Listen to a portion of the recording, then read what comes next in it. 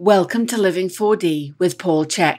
For episode number 200, Paul is excited to welcome back Dr. Ibrahim Karim. Dr. Karim is the founder of the Science of Biogeometry, the new architecture and industrial design school that uses the subtle energy effect of geometrical shapes to induce harmony in our modern technological environments. He supervises postgraduate studies on the applications of the science of biogeometry in different fields at several universities, and he is the author of his latest book, The Physics of Quality. Stay tuned to the end of the podcast for a special offer from Biogeometry. If you enjoyed today's episode, please consider leaving us a 5-star rating and a warm review at the top of the show page on Spotify or at the bottom of the show page if you are listening on Apple Podcast. Your opinions matter, and your ratings help us to grow and help more people to be healthy, find freedom of body and mind, and to live their dreams. We hope you enjoy this episode with Paul and Dr. Karim on the physics of quality.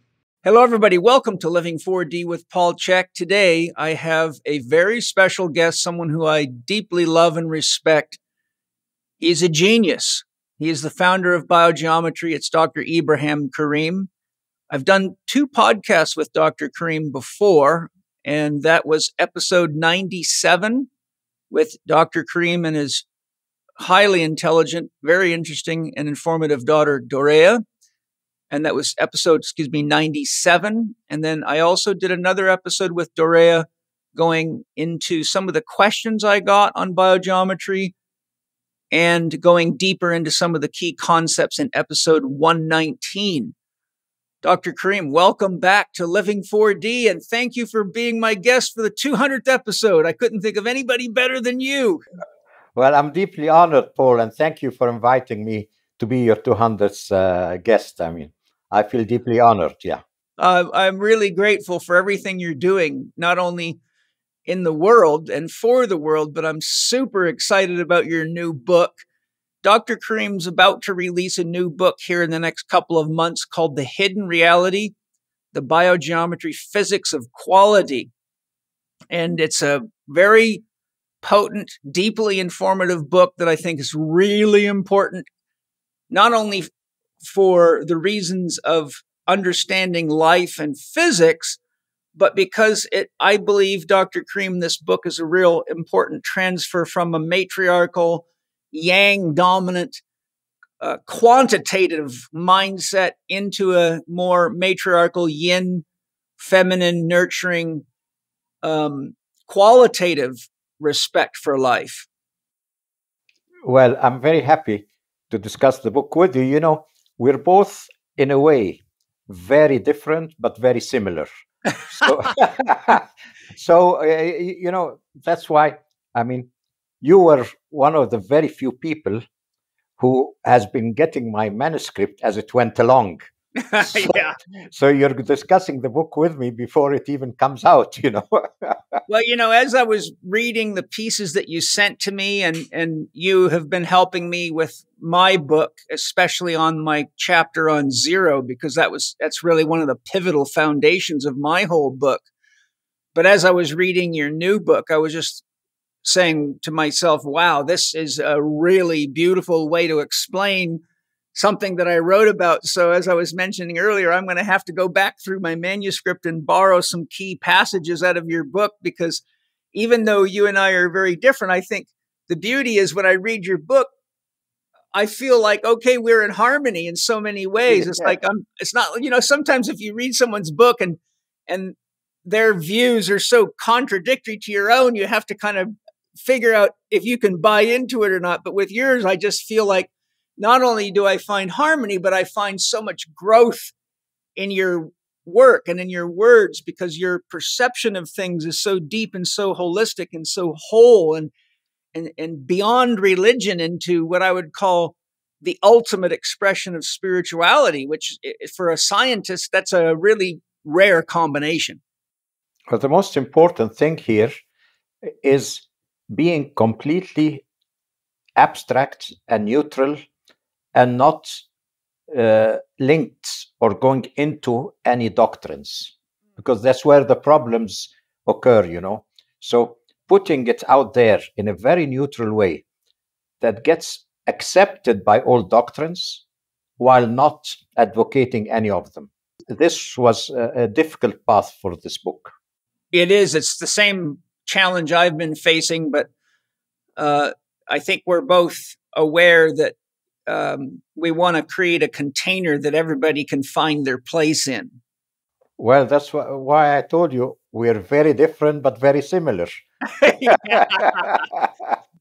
You know, you've written 2 previous books on biogeometry that are excellent and comprehensive, and I've found a lot of value in both of them. So I'd love to know what inspired you to write the hidden reality, the biogeometry of the physics of quality, because it's quite a big undertaking, and I can see that it's a step beyond your previous 2 books. But what is it that made you feel that it was time to write this book? Well, you know, the first 2 books had to be comprehensive in a way, but very simple, because biogeometry was a new science. So I couldn't start teaching it over 4 years, for example, or something like that. Nobody would come into it when they don't know it. So the first step was to introduce it to the general public in a very simple way. That's why we made 2 levels, each level of 1 week, very simple courses that introduce people in biogeometry. And then I wrote the books in a very simple language. The first book gives an overview of biogeometry in a very simple way for people somehow to get pulled into it. The second book, which has to do with biosignatures, this somehow the whole biogeometry community felt that we had a very potent system in biosignatures and a very it's not costly at all, you know, to use diagrams and all that in order to harmonize all the energy functions of the body.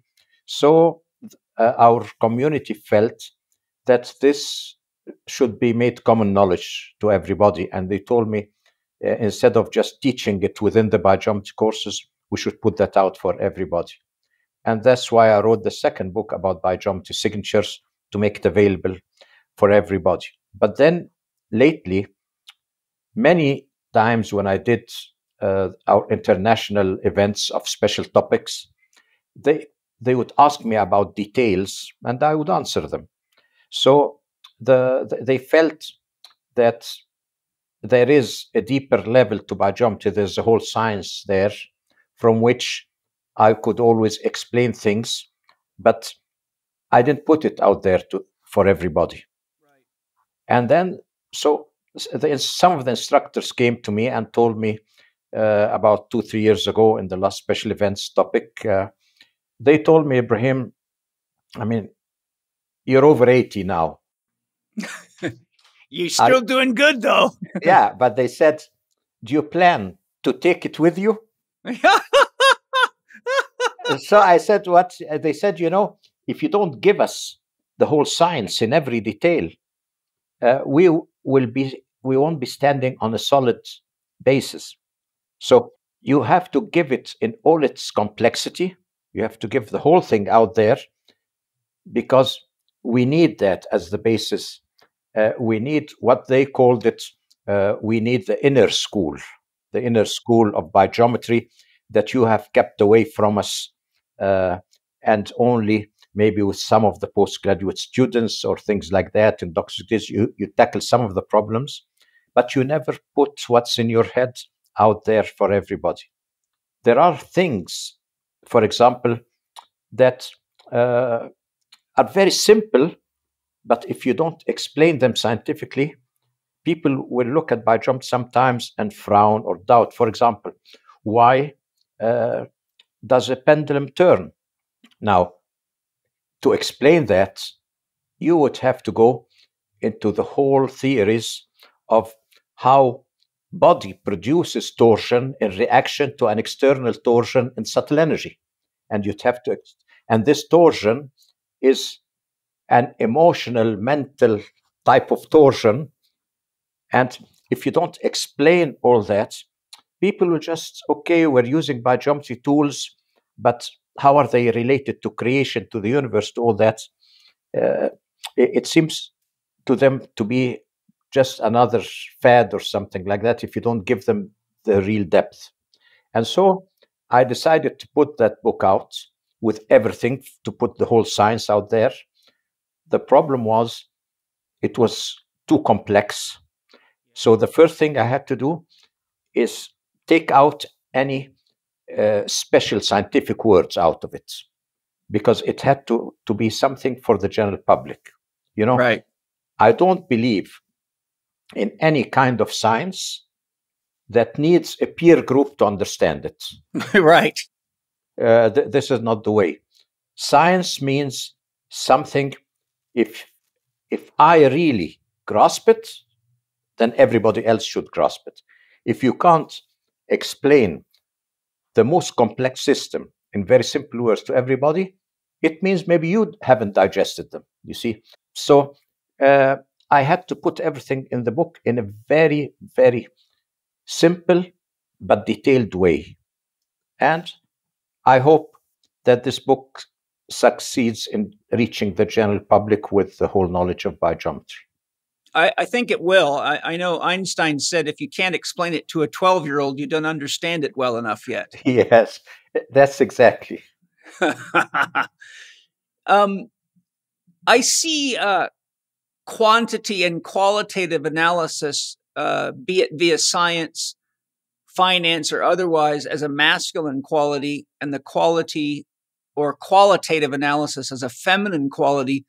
It seems to me that your book is an offer to us all to restore the balance to our lives and the world by understanding the inherent nature of quality.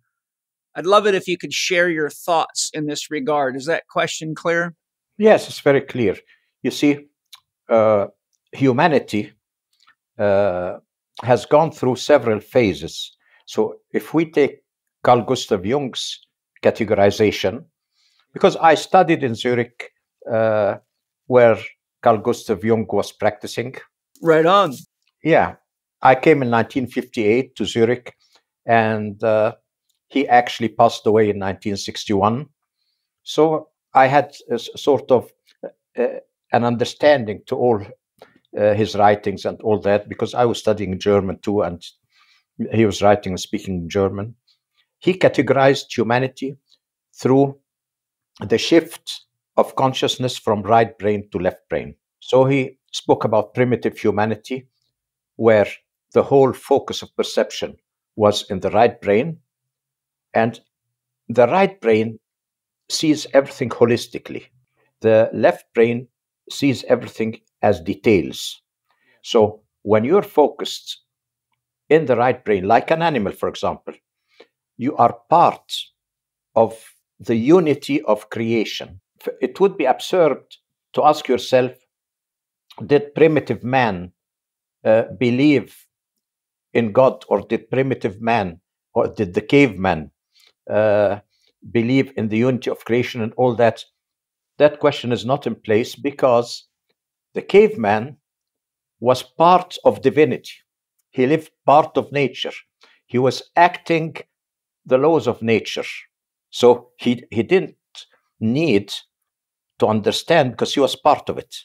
And his left brain was still budding, the left brain perception, through when he started inventing tools and things like that. So he wasn't really keen on trying to understand what was happening in that subconscious realm of the right brain.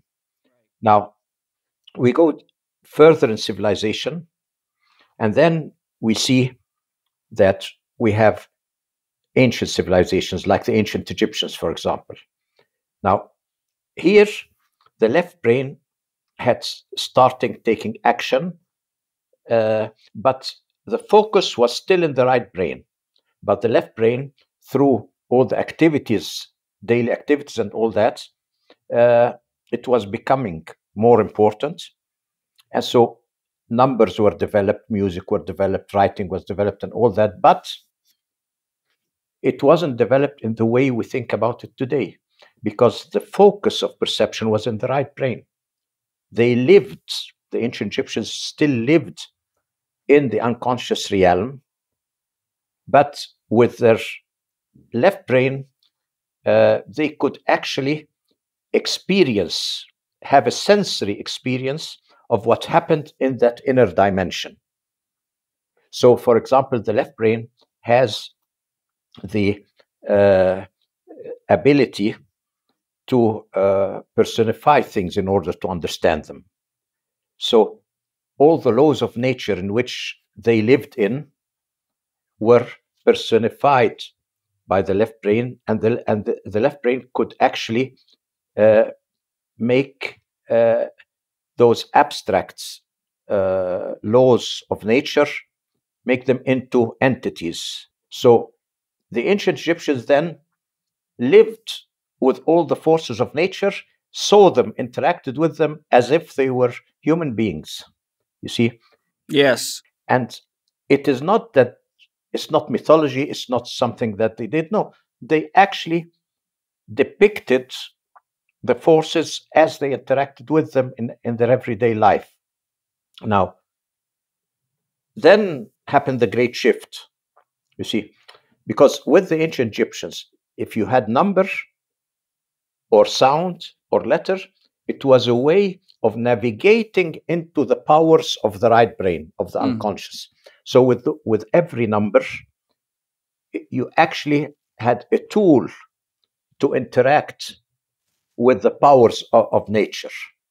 So number, sounds, and all that, when you said the word, you put the word together in order to activate certain nature powers, like what Moses did when he split the sea. Mm-hmm. So things like that were when number and sounds and all that had the power of the unconscious. Then happened what we call the great shift. Modern man came. That's when the right brain perception, or the perception, moved from the right brain, and the focus was now in the left brain. When it went to the left brain, the door to the right brain was closed. Now they lost the feeling of being part of universal unity. They had to somehow personify God in a left brain image because they were not part of the divine anymore. They did not feel they were part of God. I mean, modern man personifies a God, but has difficulty to imagine that he's part of that God. Right. Yeah, So they objectify God. They objectify God.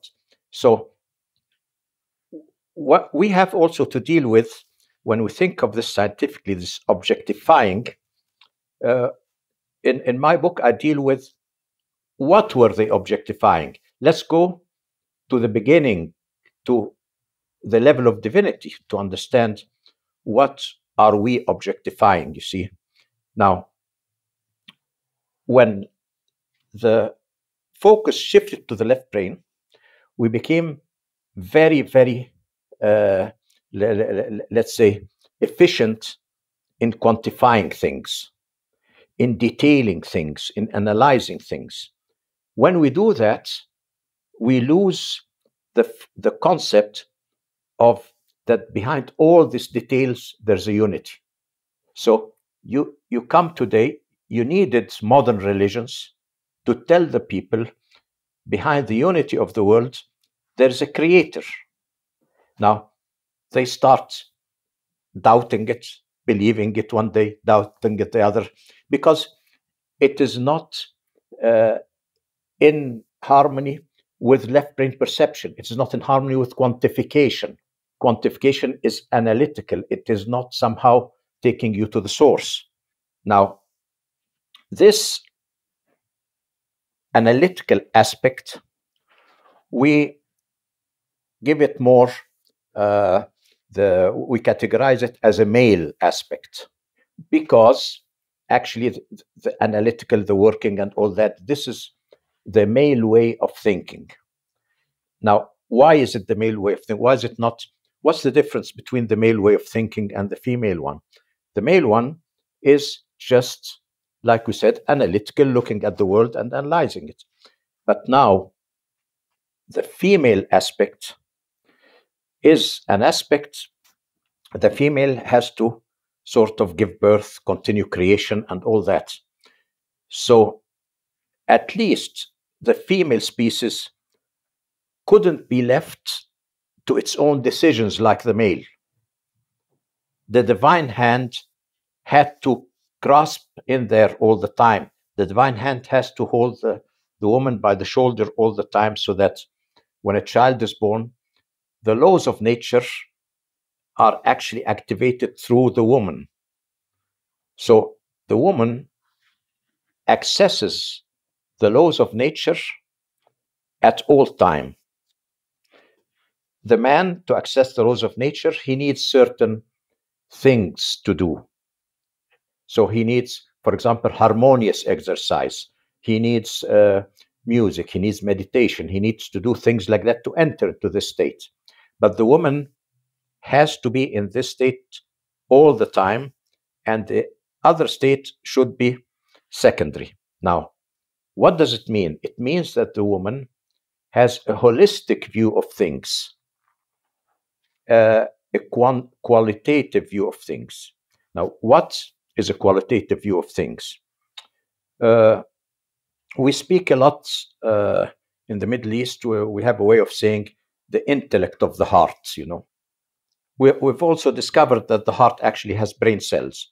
But the intellect of the heart means that while your brain looks at sensory perception, and to understand that, you must understand that the human being is like two persons living together, two roommates living in the same house. Now, one of them is a sensory human being. That means the five senses bring in the information into a data bank.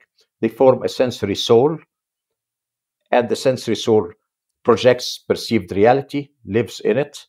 So this is the sensory human being. Now, on the other hand, inside, what's beyond the senses? Now, the sensory human being is also a human being who lives in time and space, because time and space are created by the senses. Our time and space is created by our senses. So in every dimension, it's the same. Now, the right side is a side that's not related to the sensory perception. But that means it's a part of us that is not related to time and space, is not bound by any boundaries of time and space, is not linear in its motion. So it's a multidimensional. It has all dimensions, from individual to collective to universal.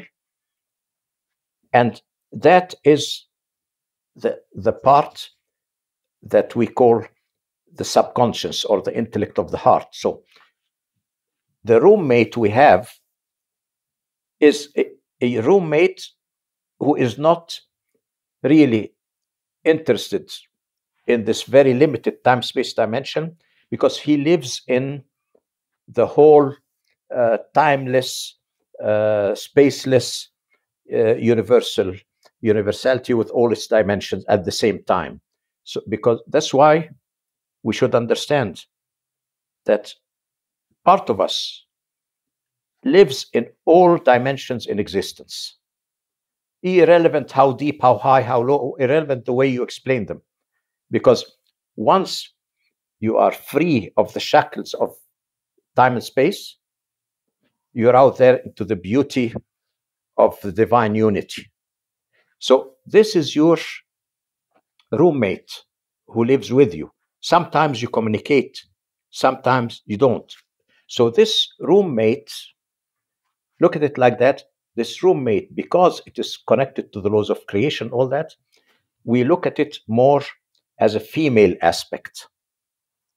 So this is the dominating aspect in a woman. So we call that the female aspect.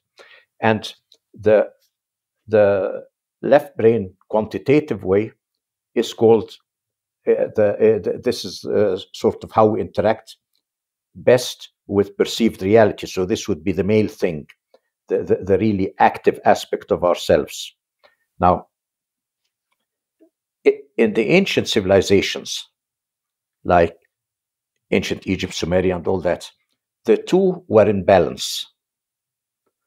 And the way the left brain perceived or personified divinity was different in every one of those levels. For example, in primitive man, who was part of all this, who lived in the universal unity. So primitive man, the caveman, saw himself in the divine womb of nature all the time. So he looked at the cradle of his existence as a divine mother. So to him, when his left brain started personifying, as he developed, personifying a bit, automatically he would personify a female, a goddess. Then, as civilization and humanity moved along, more motion into left brain. Now we had a sort of a balanced. So you enter ancient Egyptian, Sumerian, all that, and you have gods and goddesses. You have consorts, like in Egypt, Isis, Osiris, and all that. So you had a balanced male-female divinity. But with the motion into modern man, the movement into modern man, and I call this shift from ancient man to modern man, I call it the great shift. It is more cataclysmic than any shift in the earth, because that's for sure. Yeah, because you see reality through your brain. And if your brain shifts from one pole to the other, you have a great shift. Everything changes. With this shift, you can find in this shift the real reason why ancient civilizations were doomed to end, because they had no hold in human brain anymore. Once the door was closed to the right brain, to the female aspect, to the powers of nature, all those ancient civilizations, or the connection to those powers, was lost. So those civilizations were doomed to vanish, and a modern civilization existed. So this is the way we have been now going out of balance into quantitative, into a purely male thing. We need, and we feel the need, we have a natural thing in us. The inner spiritual feminine aspect will not let us get lost. It will always guide us, try to pull us back. So it's like when you're overstressed, sometimes you sort of sit back and daydream. That means automatically it's like your roommate will tell you, come and rest with me a bit. It will take you in there to rest. So the feminine in us is the eternal protector who is always in us. And we have this longing to go to it. And we will always stay psychologically imbalanced until we find the proper harmonious interaction with our roommate. Because remember one thing, I'm here and my roommate is there. I'm only temporary here, because with the eclipsing of the senses, it's the roommate who will continue. Because the roommate is eternal, beyond time and space. That's why people always speak, and we tend to speak about other dimensions with our earthly way of thinking, or with our time space, with our causality and things like that, where causality is only something that exists within sensory perception. Beyond sensory perception, if you don't have linear time flow, you cannot have causality. You see, causality, it needs something to be before something. But beyond that, you don't have causality. So you can't say life after death, because the other dimension, there's no before and after. So imagine this life we live in, the daily life, is just a leaf floating on the ocean of the other life that's permanent out there. So, okay, when the leaf sinks and you're back into the ocean, you think, I'm back as if the ocean just came now. No, you're in it all the time. So the whole time you're asleep, and even when you in your waking state, your roommate inside you, the second part of your personality, is constantly living in that timeless, spaceless state. So the human being has to feel his divine nature. The human being, through the right brain aspect, that is completely, even goes from individual to universal. That means it goes all the way to the highest level of divinity. That means every living creature on earth is a divine manifestation. You should accept every other person. When you look at any person, look at him as sacred, because it's a divine. In him, divinity is active. Now, how can you reconcile that with all the bad actions that happens in the world? Very simple. Just separate the essence of a person from the actions. It's the actions who can be good or bad, but the essence of a person is always good, cannot be bad. Yeah.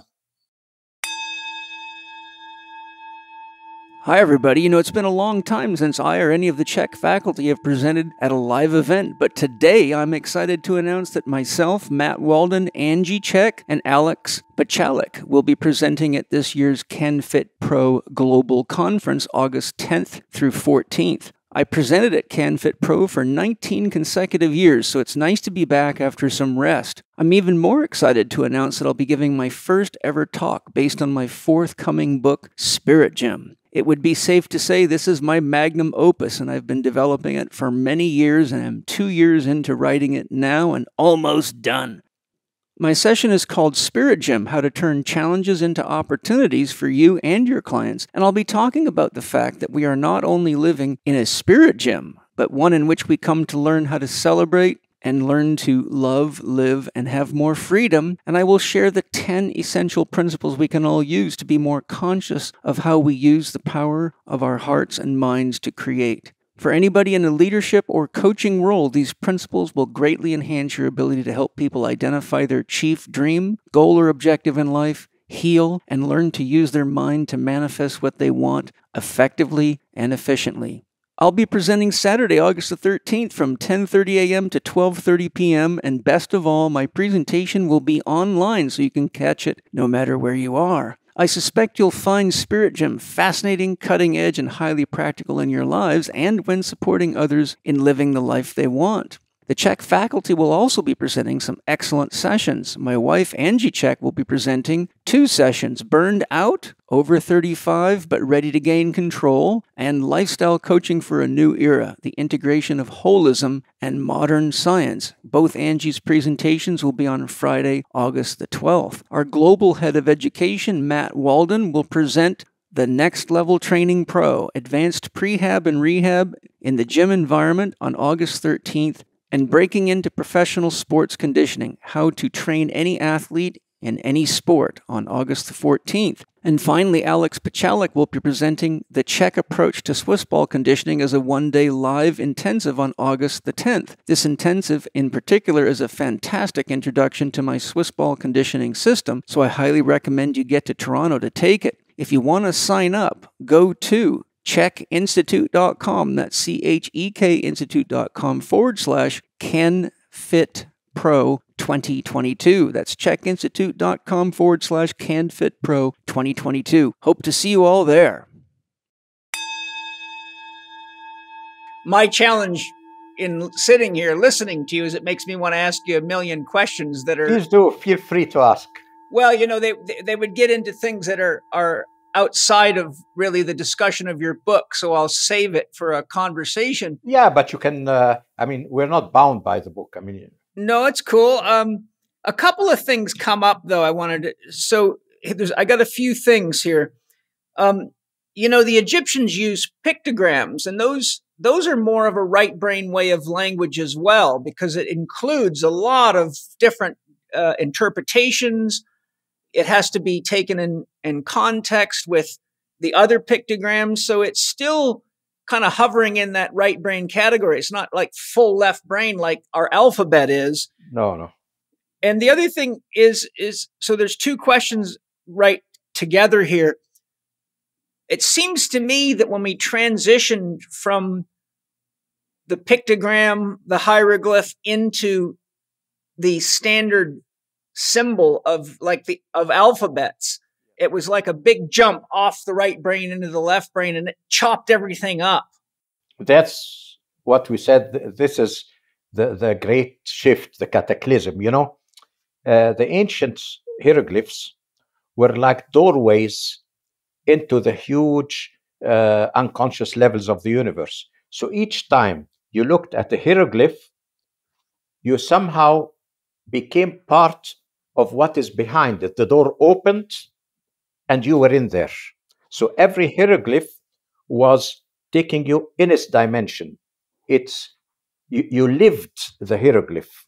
Now today, we try to decipher hieroglyphs in a sort of a modern psychological symbolic way. We think that ancient Egyptians used hieroglyphs symbolically. They didn't use them symbolically. Each hieroglyph was a door that transformed you as you looked at it, and then took you into it, and then somehow conveyed the message of that dimension to you. Because to them, there was no physical realm without the multi-level background of that took you all the way up to divinity through all dimensions. It seems to me that, I'm an art therapist, and I've painted thousands of mandalas. I've studied all of Jung's work on mandalas, and mandalas are used in very much that way to transcend. The mandala is like a gateway. And so it seems to me that the Egyptian writing and that style of writing, as you describe it, as a doorway, I really see that a lot of the problems we're having is that, for example, when someone reads the Bible, they often take it literally, and they're reading the words as though they're the concretization, but there's no transcendent function. I think that's why Nietzsche said God is dead, because when you use a language to try to encapsulate that which cannot be encapsulated in words or in objects, then people start memorizing things and they believe that it's true, and they don't go into this transcendent connection, just like a lot of people are disconnected from their higher self, and therefore they get caught in thinking and analyzing and lose their capacity for intuition. I believe intuition's coming from the higher self. And so what happens is everything becomes objectified, and then nature is just a commodity. And so we now are in this situation where, the billionaires of the world are, buying off nature preserves, and everything to them is just a monetary value. And, so I think this is part of the real danger, but it leads me to ask you, when I look at history, I see cycles, and you can look at the Hindu cycles of the yugas. There's cycles inside of cycles inside of cycles. History shows we go from matriarchal to patriarchal to matriarchal. You've just described the right brain to the left brain. It seems we're kind of balancing on a tightrope right now, because we're right on the edge of the sixth mass extinction. If we don't kind of balance ourselves out, I'd say most of us are going to go back to the eternal now. But my question is, do you feel that we're in a cyclical transition now from a left brain to a right brain, or a masculine to a feminine, and that we're just going through the growing pains of the transition? Or do you think we're facing something potentially more terminal? No, what happens when the shift was complete into the left brain, we closed the door to the right brain. Bad idea. Okay, when we closed the door, we looked at everything that was in the unconscious as dangerous, magical, mythological, not real, and all that. Now, when people came and tried to explain to us what is reality beyond perceived reality, what is the absolute reality, they had to resort to metaphors and stories out of the cultural context of the people. So if you were in ancient Egypt or in ancient Judea or in the Arab world or in China or so, you must choose things from the cultural basis there and the historical basis as a way to explain the hidden reality. Now, the problem is, instead of understanding that these are different metaphors based on cultural basis to explain reality, each group took the metaphors as reality. You know why? Because the male left brain consciousness is closing the door. It's pulling you away from. So they look at the stories, they don't see what's behind them, they only see the stories. Now, this is very dangerous because you have here so many different stories, and everybody believes his story is right. So we will start destroying ourselves because we're trying to defend our stories and don't want to understand that these are just metaphors for a real thing that we don't want to acknowledge. But you know what happens when you pull a string too much to one side? It will, at a certain point, it will drop back. So what is happening now is, in our culture, people want to go back. There is something pulling you into the right brain consciousness. First of all, we get indulged in music, we get indulged in fitness. Now, when you do any harmonious exercise, I mean, when you start doing any sport or any exercise, in the beginning, it's a left brain thing. You have to think about it. But once it reaches a level of proficiency and harmony, it has become a bridge or the doorway to the universe, to the right brain. And that is why today you feel that once you somehow become proficient at any type of right brain activity, be it exercise, music, or poetry, whatever, it becomes so addictive that it pulls you out there. Whether it has to do with drugs or whether it has to do with whatever, it becomes addictive. Why? Because you have an inner yearning. Your roommate is crying, telling you in the apartment, she is closed behind the door, she is telling you, open the door, and let me cook for you and see what you get. Yes. So humanity must somehow move back. But the problem is, in order to move back, at what cost?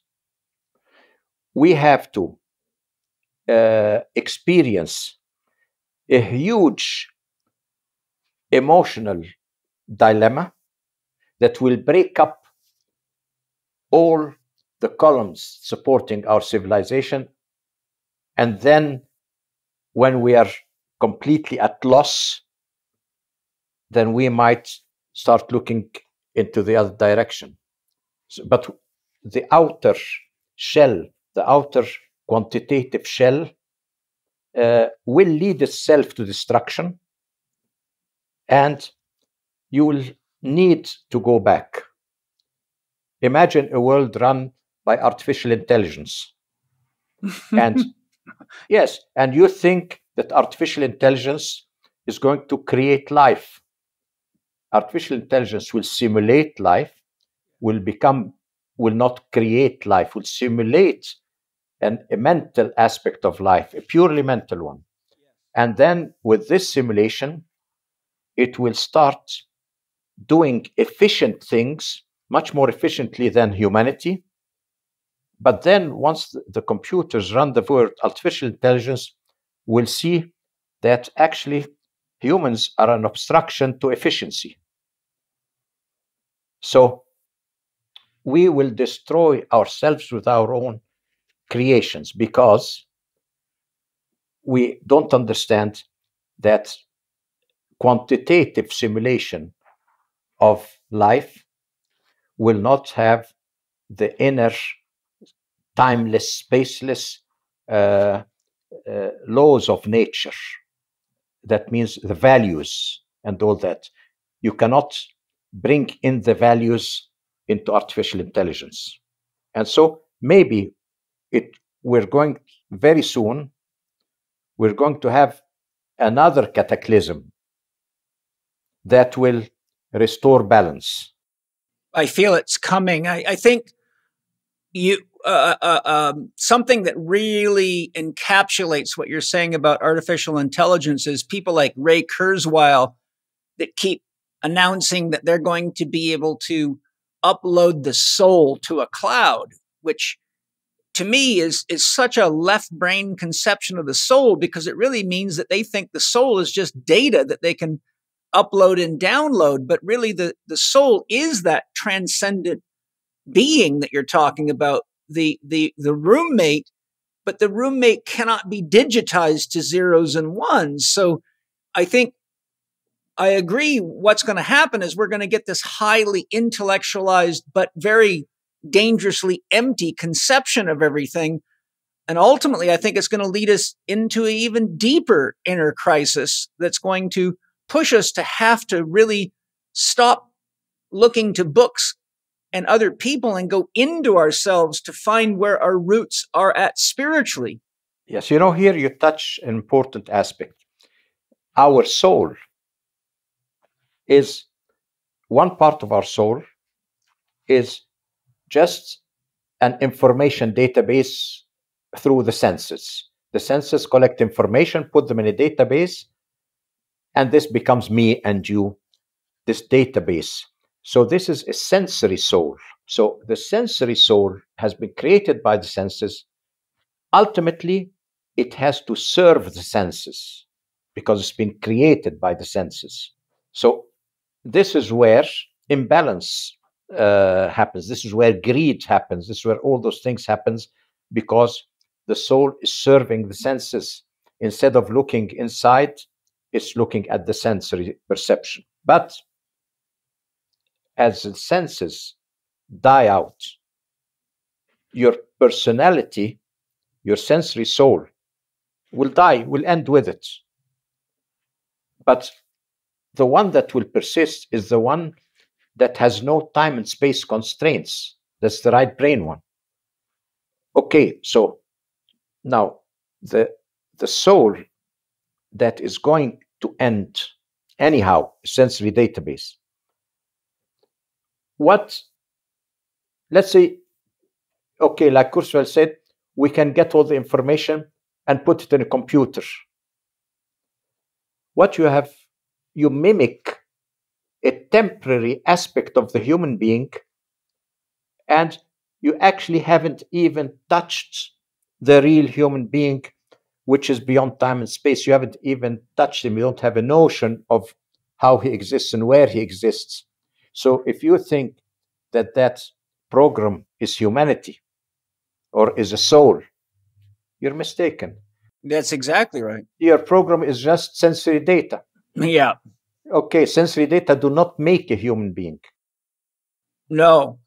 It's interesting. In Steiner's model, he talks about the evolution of the soul, the development of the soul, and he starts with the mineral soul.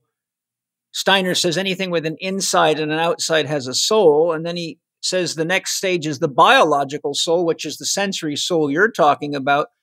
Then he says comes the intellectual soul, which is the one that does all the data processing, where Kurzweil's caught. But then beyond that, he has the creative soul, and then the intuitive soul.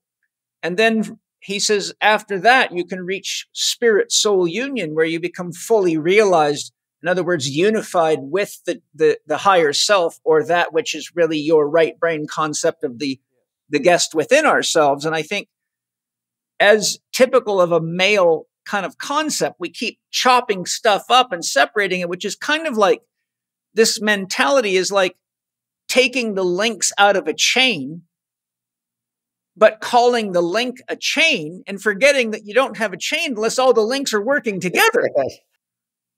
So you got a useless chain. You can't pull anything with one link. You need, what these people don't understand. In a quantitative way, you think the soul is a separated thing, just exists on its own. You think that the sensory soul can exist on its own. What you don't understand, that if we go to the beginning of creation, there is a cradle, a conscious life force cradle that is at the background of creation. That's what you can call the life force of the universe. It's out there. This is where the universal mind imagines everything on that stage. So everything is imagined in a sort of a subtle energy background. The subtle energy background contains what its consciousness projected from divinity. So this is the real thing. The real thing is the life force cradle of the whole universe, in which everything is imagined. So it's very stupid of us to think that we are looking for life on another planet. Right. But because everything is a manifestation of life. So how can you look for life? It's like a fish that's looking for water. It's trying to invent water. A fish in the ocean sitting in the laboratory, and this Dr. Fish, the scientist, wants to invent water, or wants to look for water, wants to use his artificial intelligence to create water. It's absurd. So now you must know that physical life, as we know it, is a physical universe. That means it's a dimension that is, let's say, in physical matter. This physical matter is electromagnetic matter. So you have an electromagnetic dimension at the speed of light, and this is where we have matter. Now, what happens faster than the speed of light? What happens between the beginning of creation, when you have the zero infinity state, and all the way down, all those speeds down to light? You can't have electromagnetism there, because electromagnetism is linked to the speed of light. So what you have out there, let's look at it a bit. You don't have the same time and space like here. So let us say I'm thinking, or I'm feeling.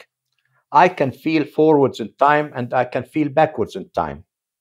That means that our emotions and our thoughts are not somehow confined to the linearity of space-time. That means that emotions or thoughts are beyond the electromagnetic physical universe. They are in a dimension that's not linear. It's multidirectional, multi-dimensional, where waves move in a sort of compression waves move in all directions, all dimensions at the same time, where everything is connected. So we have a whole, a whole, not one, multiple milliards of dimensions up to the zero infinity states that are mostly emotional, mental dimensions. Now, let me give you a small example of how humanity sometimes is led in the wrong way. In quantum physics, you know that when the observer is looking for a particle, he can detect a particle. If he looks for a wave, he can detect a wave. But he can't detect both at the same time. Both at the same time. So the result is that the intention of the observer is part of the creation of the particle and the wave. Now, okay, it sounds nice, but it's too presumptuous, as if our intention could create things. So I'd be able to dematerialize something if I want to. It's too presumptuous. You know, you can't just look at an experiment and look at it that way. There's a joke that I'm getting reminded of a joke now. A scientist captures a fly, and he puts it on the table, clips away its wings, and tells the fly, "Now fly." It doesn't fly.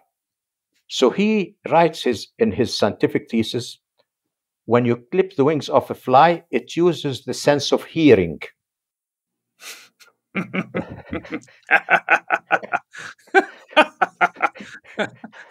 So you see, now let's look at the same quantum physics experiment.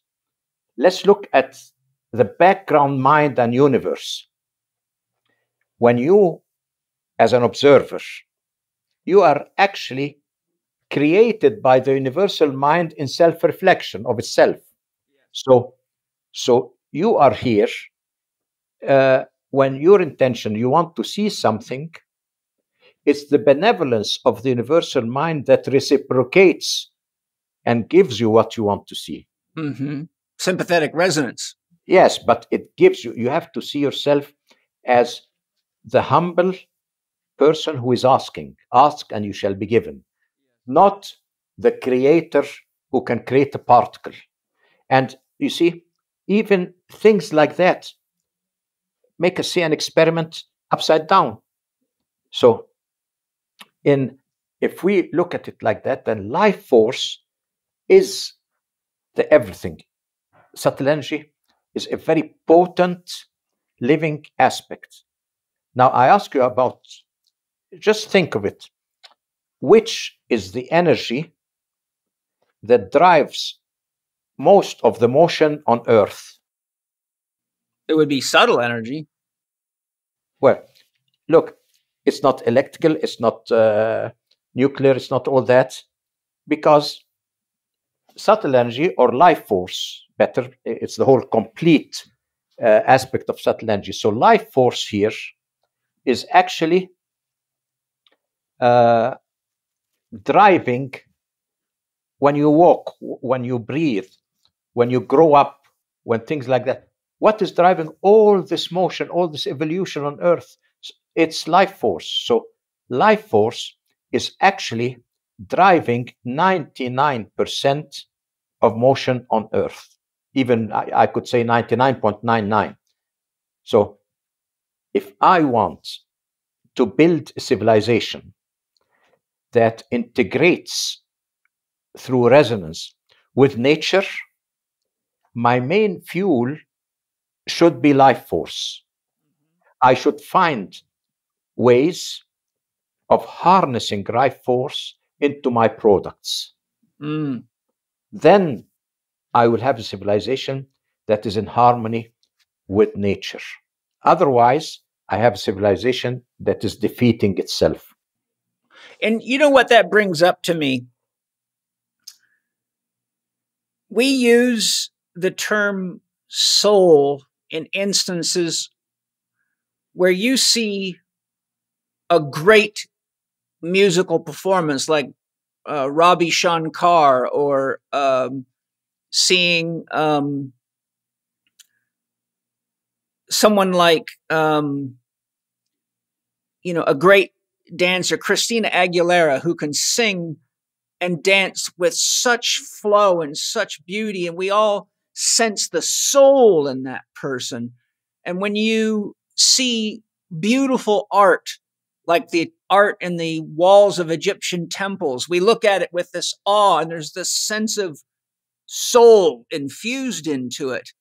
And I think we have lost that sense of soul, and I'm reinforcing what you're saying. What we're now producing is piles and piles of stuff that's just mostly plastic garbage, Chinese cheap stuff that floods the oceans and floods the world. But we're surrounded by, you try to get a question answered because you got a problem on your computer, and you'll be on the phone with people that don't understand anything. There's no soul there. I've had to hire construction workers and contractors to fix stuff, and they're forever doing a lousy job. They don't have any passion for their work anymore. So things are just barely enough to get by. But, I know, like, when I read a book like your book, I feel your soul in it. I feel that it's ensouled. It's like you're not just reading words, you're reading wisdom. You're reading something that connects you to a higher dimension. And as you're reading it, you're growing, and you're connecting to parts of yourself that maybe you didn't even know were there. And I think what I'm saying is that we need to awaken to life force, and we need to awaken to the fact that as expressions of the divine, we have the opportunity to live more in harmony with that. So instead of seeing everything as objects, a garden becomes a part of your own life. Like our property here, we love it. We care for it. Angie and Penny have planted over 100 trees. They all have their own names, and they're all referred to as little beings, and we communicate with them, and they're alive. So when people come to this place, they feel something's going on, and it affects them very deeply. And I think what we're missing is that we've gotten caught in trying to fulfill ourselves with stuff that's disensouled. We've lost the soul. Hi, everybody. I'm not sure how familiar you are with minerals and trace minerals, but minerals are important to our body for many, many functions, and minerals and trace minerals also help regulate our hormonal system. And one of the products that I've been using for many years is Shilajit minerals. But when I got a hold of Chervine's Shilajit from Symbiotica, it was a total notch above anything I've ever tried. So I've got Chervine here to tell us what's special about his Shilajit and how to use it. Shilajit is, you can pronounce it any way you want. I like Shilajit. It makes me want to dance a little bit, because the actual product makes me want to dance. Good. I take it on the rise. It's at the center point of Ayurveda. It's a collection of fulvic minerals, soil, decomposition of plant material. So you're getting all the minerals, and you're getting it the way Mother Earth provided it, and the way we can absorb it. And so the way I look at that, it's instant energy, and it reduces acidosis across the body. So if you want to reduce and chelate acids out of the body, Shilajit is pretty much the answer and the solution to that.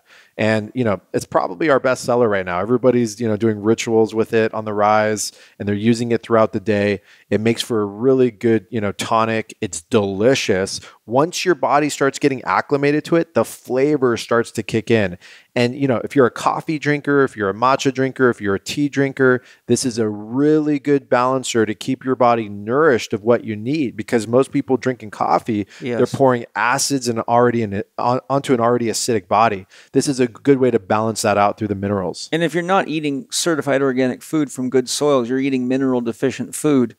And the minerals in Shilajit are very important for our skin, our nails, and our hair, which a lot of people have problems with. So I think this is a great product across the board for anybody. And our Jing, right? So we are mineral deficient. Yeah. Our foods have been dilapidated, right? It's Yes. like Frankenfoods, right?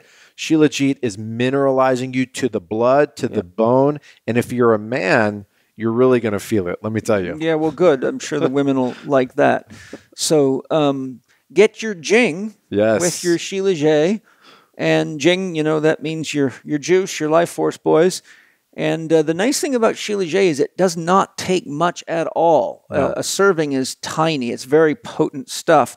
So it's not like you have to use a lot. It'll last you for quite a while. So go to Symbiotica, CYMBIOTIKA.com. And on checkout to get your 15% discount, use the code CHEK15 in all caps, capital C, capital H, capital E, capital K, 15. And remember, check out all their other products because your discount works right across the board. Enjoy. Let me take you back to what you just said about listening to a musical symphony. Okay, now we know that music pulls you into the right brain, pulls you into this emotional aspect, but there's a level where you go in there, where you experience it, but you don't have the proper understanding or the proper resonance with it. Now, to understand music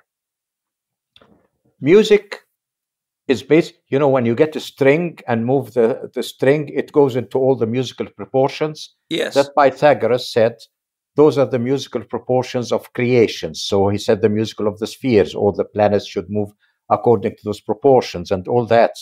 So from that, we created musical scales, we created music.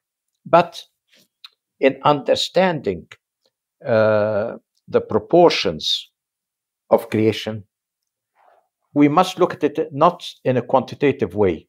We must look at it with a qualitative aspect. Now, with the right way of understanding life force, you should look at, imagine you're hearing a piece of music. Now, imagine that every note in there is a manifestation of life force. So, every note is self-aware of its own position in the whole symphony and its relationship with the other notes. They are self-aware.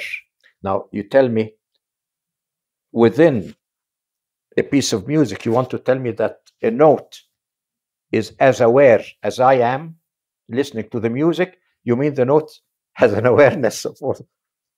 Unless you understand that, you will never really understand the way of the holistic way of the ancients that create great civilization. If you don't understand that the note is alive, that when you hear music, the note is observing you. Because you hear the note, the quality of the note gets into your system, but resonance is two-way. Now you are become part of the note, so that by listening it, the note has changed, because now Paul Chek is inside that note too. So, and then if the composer is Mozart or Beethoven, then imagine that Paul Chek is interacting with the soul of the note, and through the soul of the note with the whole symphony, and the life force of the symphony is connected to the life force of Beethoven or Mozart beyond time and space. So once you understand how we are a multidimensional thing, you will also understand that you are also connected to other dimensions. Now, how can you be connected to other dimensions? Look at when we spoke about emotions and mental levels beyond the physical. We have physical particles here because they interact. Physical particles are the benevolence of the universal mind to create particles within the perception of the physical dimension, within the time-space dimension. Now, in a higher emotional mental dimension, life force will create emotional mental particles. I mean, that's the least it can. It's not beyond its possibilities. So you will have many, many dimensions that once you live here, you will find them just as material as the physical dimension here. Oh, yes. I brought this up actually in a podcast with a lady named Ishtar, who's a famous spiritual teacher and channeler. And she was talking about things like astral travel and remote viewing, and how she mentioned, that you can't really use your senses there. But I said, look, I can travel to any place in the universe as a remote viewer, and I've been on other planets and breathed air and drank water and had conversations and hugged people. So I was explaining to her that is a conception that I think comes from people that don't have experience of being in these other dimensions. I personally feel that the physical senses are really the gross expressions of extrasensory perception that is more in line with the soul's natural state. Because I could literally remote view and come stand right behind you and touch your head, and you'd probably feel it. Yeah, but physical senses are made for you to experience the physical world. Now, if you are living in an out-of-body experience, you don't have the physical senses anymore. So you don't experience the solidity or materiality of the physical dimension, but you can experience the material dimension of the state, the emotional mental state you're in. Now you have another level of emotional mental senses. And to those senses, the outside world there that's projected from you on that level is as material as this one. And when you are there, this level is not as material as the one you're in on the other side. So we should see the multiverse, all the universes, as full of civilizations and life and beings that are not necessary of electromagnetic, physical, materialized bodies. They could be emotional, mental particles manifesting. And by the way, the distance from the speed of light up all the way to the zero infinity state of divinity is trillion times more than the dimension within the speed of light that we live in. So there are so many dimensions there. And our emotional, mental interactions actually resonate with all those dimensions. So not our physical, but the resultant emotional mental activity behind it is the language of those other dimensions. So I was just going to say, one way to conceptualize this that's often used by scientists that are highly conscious, like David Bohm or William Tiller and Fred Alan Wolf and people like that, is that the material three-dimensional realm we're in is really a condensation of consciousness. Consciousness here not being conscious of, like you're conscious of me talking, but consciousness as zero, that which is aware of all. So would it be safe to say in your conception that we're in a vibrational resonance that is a condensation of the dimensions you're speaking about right now? You see, Paul, I want to go with you a bit more into those higher dimensions. Yeah, let's do it. Okay. And one of the questions I had, by the way, that fits into this, because I think it's important since we're going to talk about dimensions, is to define what a dimension is, because listeners often don't really have a concept for what a dimension is.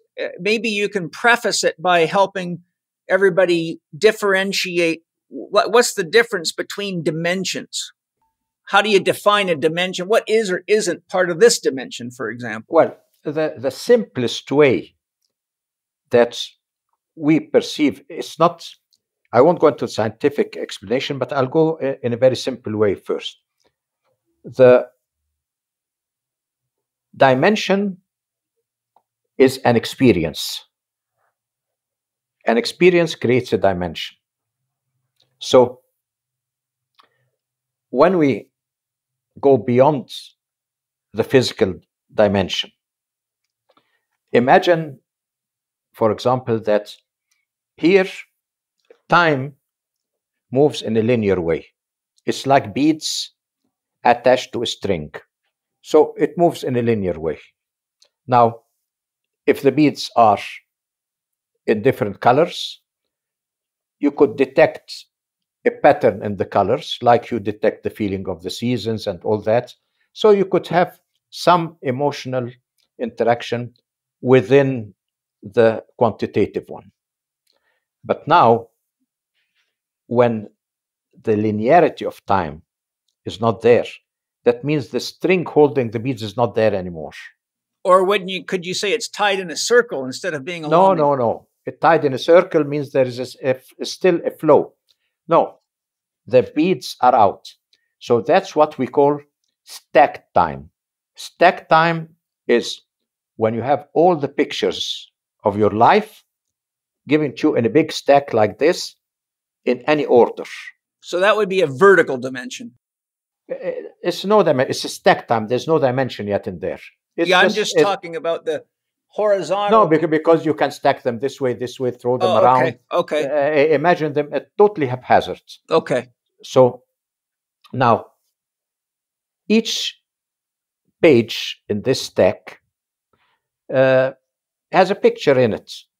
Now, each picture must have a very simple, limited time-space configuration for you to see the picture.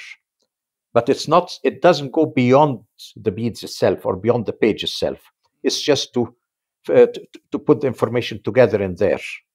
Now, when the pages, let's say you are in this page, and you enter into resonance with 2 or 3 other pages, you form a situation. In the book, I call that an experience. An experience is when multiple pages connect. You connect with a parent, with a friend, and then it connects with another page. By resonance, 3-4 pages are pulled together until you get maybe 6-7 pages that form an experience. So an experience is a dimension in which you move, because experience has its own time space, and having its own time space means it's a dimension. Right. Okay. That helps. Yes. Now look at it this way. Everything in the universe is the result.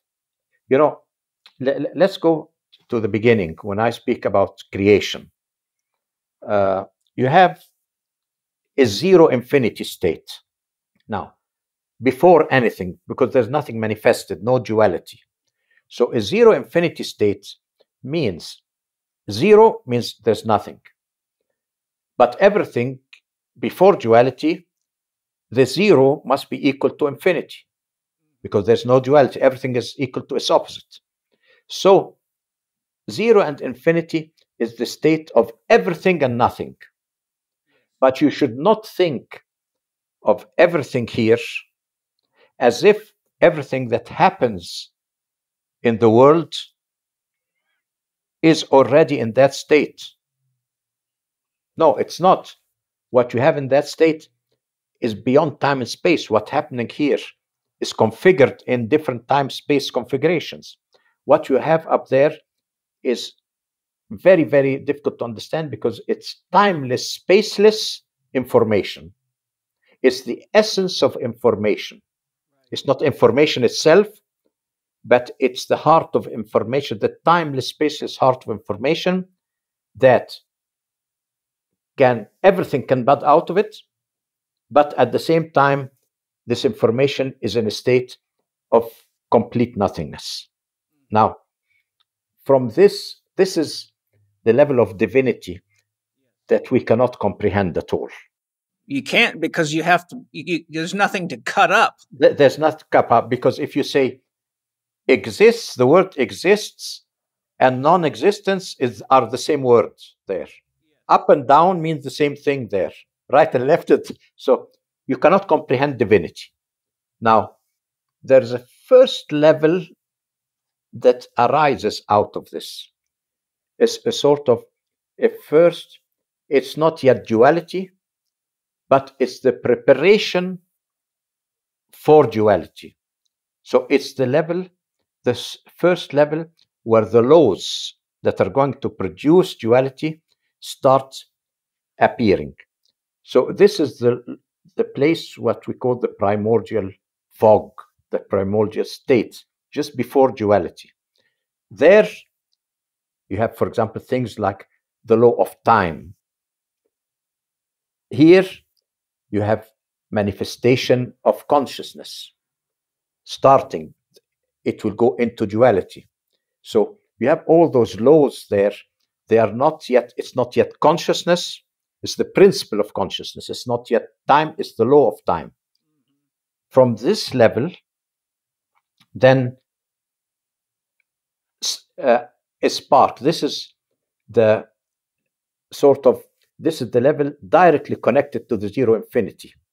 So from this level, you have sort of duality emerges. But when duality emerges, it emerges as a pulse. But the meaning of pulse means there's a law governing it. It starts and comes back. So pulse means the law of time plus consciousness. Together, they produce the first pulse. Now, the first pulse is governed by the zero infinity state, which is always at the center of everything. Because by definition, if it's zero infinity state, that means it exists everywhere. Okay, so the center of the pulse is the zero infinity state. That's what I call, when the zero infinity state produces a centering effect, I call that zeron. So zeron, in my book, is the center that governs the duality of the pulse. Now, the duality of the pulse is governed here. That's the law of time. The law of time creates a pulse. Now, creates a pulse, that means from the center emerge two. There's something going outwards in both directions, then back inwards. Okay, what goes when it goes outwards? So all of a sudden, you have a line, you have like manifestation, you have time and space. I get the image of the Holy Trinity, and the line is at the bottom of the triangle. So the line there is time and space, and it has the beginning and the end. But the beginning of the end within that time-space context is a line. But this line goes to a while it manifests as a line, there is an invisible inner motion pulling it backward to the center. That's what a pulse is. Now, imagine that consciousness is a two-way thing. Consciousness must have a sort of a radiating aspect, but at the same time, it has this connection backwards. So consciousness is bidirectional. Time, as the line starts, is bidirectional. The A and beginning and end of a line are actually the same thing, are interconnected. That's why every cycle in nature has an interconnection between its beginning and its end. Your life, the date of birth and date of death, are two aspects of one thing. Every cycle in nature is a sort of this line creating the time space of the pulse. Now, pulses, it's a hierarchy of pulses of all sizes, from the tiniest to the smallest, and pulses are coming out in and out at very, very high speeds, so that the background appears stable, but in reality, it's pulsating. And imagine now, as the pulse goes out and in, creating space, it is going out, it's a spiraling pulse. It's going out in a spiraling way. Why? It's like pulling a spring out, and there's another spring in it that pulls it back. So it's spiraling. Now, those two spiraling aspects of the pulse, the outward spiraling is the archetype of all radiation, of all mental energy, and all types of radiation. Anything that has to do with radiation comes from this archetypal movement outwards. Now, the other archetypal movement inwards is the all laws of attraction. That means emotions. Emotions, while mental moves out, emotional moves in, and that explains why the right brain, the emotional one, strives towards unity, while mental goes towards detail, because the mental is the outward spiral, the inward spiral is the unity of emotional energy, gravity. All those forces are the inner spiral going in. Now, in this emotional mental spiral, it goes out in 8 levels. I call that a cycon. A cycon is the first particle created in the universe. It's a cycon, that means it's an emotional mental particle, but it is so potent because it has two directions of torsion in it. So the essence of torsion is an emotional mental activity in the creation of the pulse. Now, with so many pulses happening, at the end, subtle energy in the background will show torsion, because everything is made out of this emotional mental torsion. Now, by every pulse in all different sizes will have different, let's say, the line will be different, the time space. So the time space aspect of the pulse is the dimension we're speaking about. It's the dimension of that pulse. Now, that pulse is in resonance with all similar pulses. That means they would all come in and out, creating a similar dimension. So the dimension is created through the pulse creating time and space. That means that every dimension has its own time and space. So every time and space configuration is a dimension in itself. I mean, I'm trying to simplify, and maybe I'm complicating while simplifying. I don't know. I actually follow you. I hope the listeners can. This because we don't have diagrams now. Right. I was just going to say, this is where diagrams become so important. And both of us have put a lot of diagrams in our books. Yes. You know what came to me while you were talking and I was listening to you? Several years ago, I don't know, maybe 12 or 15 years ago, I had an experience. I've had several of these. I was doing plant medicines and I was doing very high doses, and I actually died. I went through a death experience, and I found myself,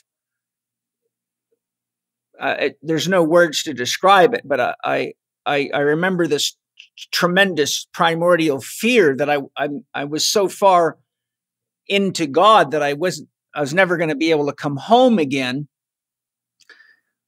And when I went into the ceremony, and I did this several times because I had to answer this question for myself. And the question is, what's beating my heart and what's making me breathe?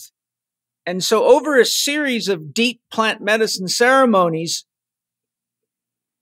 which, I can do this without the plant medicines, but I find the plant medicines, if you use the right ones at the right doses, can actually open gates so that the ego gets pushed out of the way. So it's easier to really go into the experience. And this is why I do prayers, written intention, and I also have my soul guide me in the painting of a mandala to stabilize me in these ceremonies.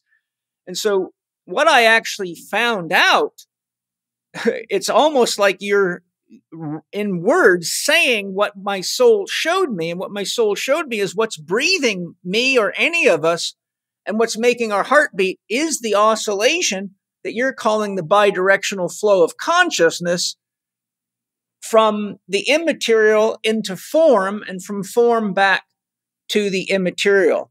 So what I was shown is that ultimately it is God breathing itself into existence, and that's what's making our heart beat, and that's what's giving us the urge to breathe.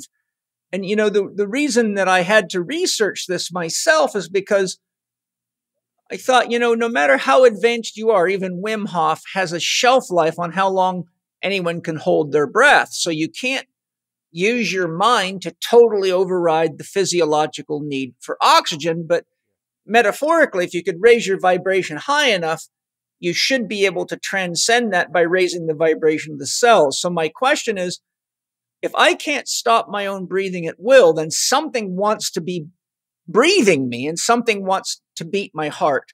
And where I ended up is at this oscillation between the non-dual reality of zero and the created realm and all the dimensions right into the crystallization of my body. So I saw this spirit, almost like a flash of light or a wave, moving from me back to source and from me back to source, like a rocking chair rocking or a pendulum swinging. I'm curious what your thoughts are on that. No, what you're saying is in a way expressing exactly what I said. The pulse that creates time and space. At the same time, we said it's bidirectional, so it's pulling you in. First of all, because it's spiraling in and out means that it has tremendous force, infinite force now, taking you in and out. When it takes you in, it is taking you actually, while you're experiencing time and space, there is a force just as strong as time and space that is taking you towards the center, towards the divine center. Now, whether you like it or not, it is this divine center not only pulling you into it, no, but imagine that this divine center is spaceless, timeless. So the whole pulse emerges within the center. So when we say it goes back into it, it's the center expanding to give you time and space, and the center going back time and space. So you are moving, even as you go down into time and space, into sensory perception, you are still in the cradle of divinity, in the stage of divinity. So, and when it goes back, you go to the center. So you are never out of the center. You are always in the center of divinity. Now, as it expresses, it gives the pulse. The pulse gives you, let's say, all the sensory experience of life, of duality, creation, and all those pulses. But all those pulses, if they happen in an expanding and contracting center, so the cyclone, when it increases to give the pulse, the center is engulfing it at the same time, while controlling it. So everything, imagine it's the divine mind, just imagining everything and then reflecting on itself through everything it has imagined. So, but we are nothing, all of us are nothing but the reflections of this divine mind, interacting, creating emotional, mental waves. Now, an important aspect here that has to do with what we do, because at the end, you can tell me, okay, all this is very nice. Now, what have you learned from all that to put it into practical use? Can you show me how to put it into practical use? Now, the first thing, emotional mental waves are compression waves, multidirectional compression waves. Now, how do I interact with the quality of compression waves? In order to understand compression waves much faster than speed of light, I look at the ones I know that are slower than the speed of light. I look at the movement of air, movement of water, movement of sound. As an architect, I know that in sound, when I design a theater, I use shapes to interact with the quality of sound. When I design a car, I use shapes for the aerodynamics. So shapes are the way to interact with emotional mental energies, because shapes are the way of interacting with compression waves. And thus our body. Yeah. So our body, every shape is made to interact with all the higher dimensions, emotional, mental, and all that, just as we have in what's lower than light, the speed of light. The higher dimensions are also sort of, we interact with them by shape. For example, the shape of the body. If you have a glass and want to contain water, the glass should have a certain shape that it contains water. If it's flat, it won't contain the water. Okay, now you want to contain all the higher levels. You want to contain emotional, mental energies, and even the emotional, mental energies are a myriad levels. You want to contain all of them in a physical shape. So you can't design it. You don't have anything material. So you have to use here the laws of shape that resonate, shapes that enter into resonance with every level, and through resonance, you contain them. Such as cymatics. Yeah, so the body is a container of the soul. And then there's a very important aspect that one should know, that the shape of the body creates the chakras, because it's the body that creates the chakras that attract, that are the wheels through which they do the multidimensional wormholes that go through several dimensions. And in our work, we show that we bring the artist statues made of wood, and I can position the statue in different ways to activate the chakras of the statue, and you can measure chakras on the statue, and you can make the statue perform healing on people through the shape of the statue to show the power of shape. Now, when we understand that, we can understand why the ancients built their statues, their archetypal statues that connected the archetypal level through shape to sort of the effect. They brought in the life force that they radiated on the community, because they were placed on sacred power spots to enhance this higher connection. So the shape of the body in statues was something sacred. It had the codes of connecting to all the higher levels. So in biogeometry, we use this principle when I deal with electromagnetic radiation. Hi, everybody. I imagine some of you are finding that your mind is not as sharp as it was, or that you can't seem to remember things as well, such as the last page you read in a book, or the key points from a meeting you just attended recently. Do you feel that your brain is taking longer to come online, or that your thinking gets muddled or fuzzy when you've got a lot to get done? If so, Organifi Pure may be just the magic you need. A key ingredient in Organifi Pure, called neurofactor, showed a significant impact on brain-derived neurotropic factor, which has been widely reported to play a critical role in neuronal development, maintenance, repair, and protection against neurodegeneration.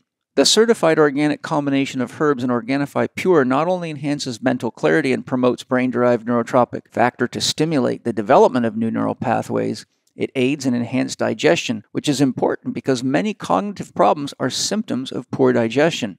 To get your Organifi Pure, go to organifi.com/Chek20. That's Organifi.com/Chek20. Get 20% off with your promo code capital C, capital H, capital E, capital K, 20. That's capitals, Chek20. Enjoy Organifi Pure. People think that electromagnetic radiation is just a wave is moving on two planes, a vertical and a horizontal plane, electric and magnetic, and nothing in between. Now, this is absurd. Why should the wave move like this with nothing in between when it's moving through a medium? This idea came because in the beginning they thought that it was moving through a void. But the ancients knew, and now we know, that there's no such thing as void. It's a medium. Is the medium ether in your conception? No, the word ether is used differently in different schools. Some schools use ether for subtle energy, general. Some of them use ether as the level of vitality, like the Sophic Society uses it for just the vital level below the emotional one. So, but let's say it's not what I was saying here. It's the emotion between the vertical and horizontal, the electric and magnetic. You're saying it's moving through a medium. A medium. And so what should have been the four empty quarters are actually full of compression wave energies of higher dimensions. Emotional, mental, and all that, because as you move through the medium, you fill the empty quarters of your wave with all the levels of that medium. So now in biogeometry, I can actually use shape to influence the four empty quarters of the electromagnetic wave. That means I can influence the emotional and mental levels of the wave. Now you would say, does a wave have emotional mental levels? I say yes, if it's traveling through an emotional mental medium, it must have part of that medium with it. And when I harmonize that, I actually harmonize the effect of the wave on people, because I feel a wave through my emotional level. I become aware of it through my mental level. But if a wave passes through with a harmonized emotional and mental, I will not enter into resonance with it, and it will not harm me. So biogeometry as a science of shape, and like ancient Egypt and ancient people, they use shapes to work with the higher dimensions and not directly. So that's how you use physical dimension to work with the other. Now, why is it so important to understand that? Because electromagnetic radiation, because it's pulling with it emotional mental energy, the stress it has on the body is also on the emotional mental level. So electromagnetic radiation can cause emotional mental pandemics. That's for sure. Yes. Now, look at it in a different way. Look at it as now we are discussing climate change. Climate change is a big word now today. And we are only looking at fossil fuels and things like that, but we don't want to mention electromagnetic radiation. Although I've been preaching that for 40 years, nobody wants to listen. They always think fossil fuels and all that. But this way of thinking, moving to electricity and away from fossil fuels, has political things in it that I don't want to go into at all. I don't like to enter into political controversies. But what I know from a practical point of view, that when a wave, let's say an electromagnetic wave, moves, it creates heat. I mean, every child knows that. Sunlight. Yeah. So how can we not understand that the age of information, by putting so much electromagnetic radiation in the Earth's atmosphere, that we are not contributing to global warming? It's every child should understand that. Now, how do we go ahead with that? And our idea in biogeometry is actually to go into the electromagnetic radiation and use shapes to harmonize the emotional mental levels. I mean, the 4 empty quarters. That means we have harmonized 99.9% of the cross section of the wave, and we can actually, by harmonizing those higher levels, we can reduce the heat effect of the wave. So the heat effect will be a physical heating that will have a sort of a cooling effect. Now, this is a bit difficult to understand. How can I have a physical, the wave produces heat because motion, but my experience of the emotional and mental levels of the wave are harmonized.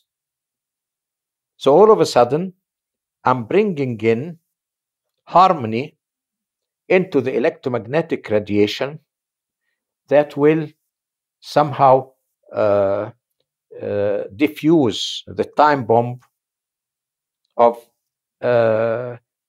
creating global life extinction through our dear information age. Yeah, if I could ask a question in that regard, just so I'm sure I'm following you. Now you're talking about a wave and you're talking about 4 quadrants. So are you talking about the quadrants on the inside of the pulse and around it, or how are you getting the 4 quadrants? And then they're connected. Where's the 4 at? No, you see, if you have a cross section of a wave, you have the vertical motion and the horizontal motion, and in between them, you're moving in that medium. Now, that medium does not end with the size of the wave. It expands into the environment. And as it expands into the environment, you get outside the wave, you still get those compression waves, and that's what we call electrosmog, or that's what we call, electrosmog is the compression wave effect beyond the electromagnetic field itself. Because as you go through those emotional mental patterns, you're sort of producing compression waves that move to very, very long distances around the electromagnetic wave. Now, we can work with this compression wave because what happens, every motion creates compression waves in the background. But electromagnetic motion creates compression waves that carry with them the stress of their origin, of the motion of the electromagnetic radiation. So the stress follows into the compression wave that forms the carpet weave of the background. It carries the stress of electromagnetic radiation. So we bring shapes into this environmental carpet weave to harmonize the emotional mental patterns.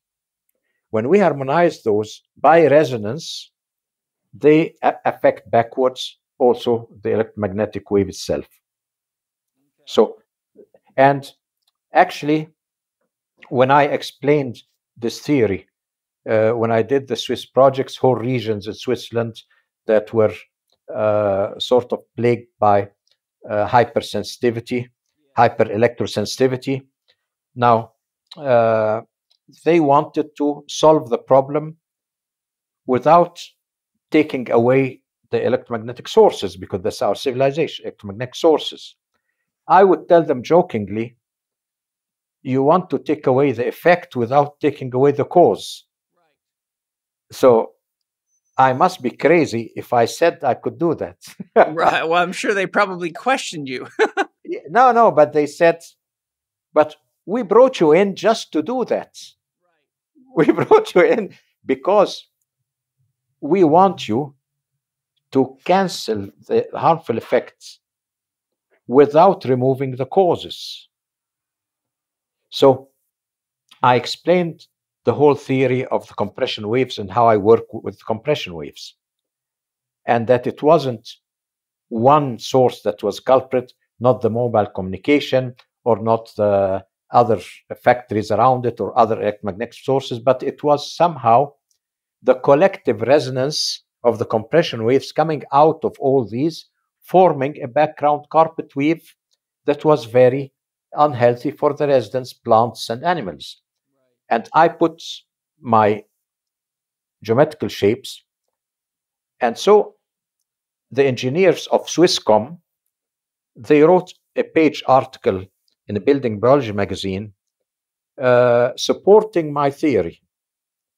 They said, he is the only one in the world who could solve the problem. And he explains it in a way, and the way he explains it, he shows how to implement it, and he implemented it using his shape, and the people are healthy, plants are healthy, animals are healthy. That means that his physics seems to be right. That would be a good evidence of that.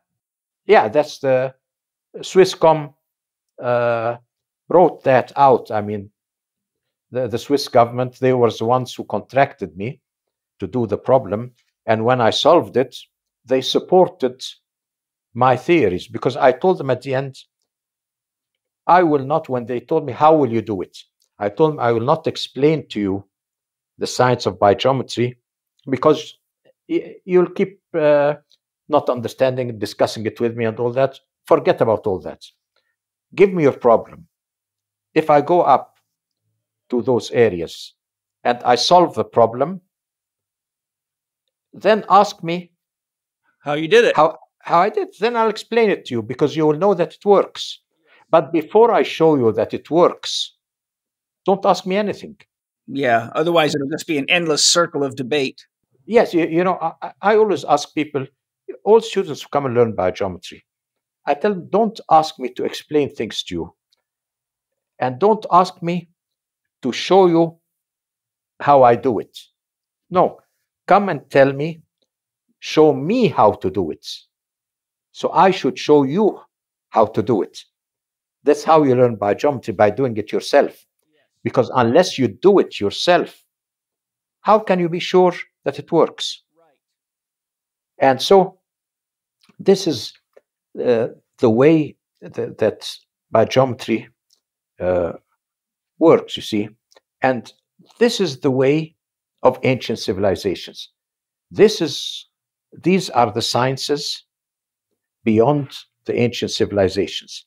The ancient civilizations, the difference between them and us, if we go back to electromagnetic radiation, when waves create heat in the atmosphere, heat creates dehydration.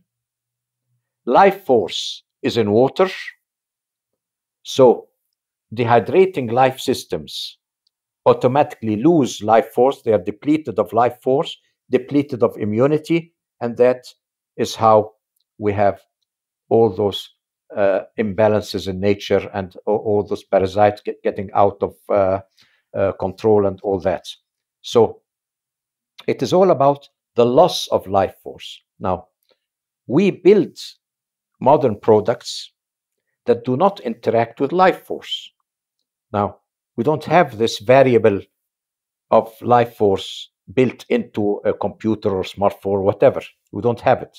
So by building dead products, you are filling the body of a living earth with dead products.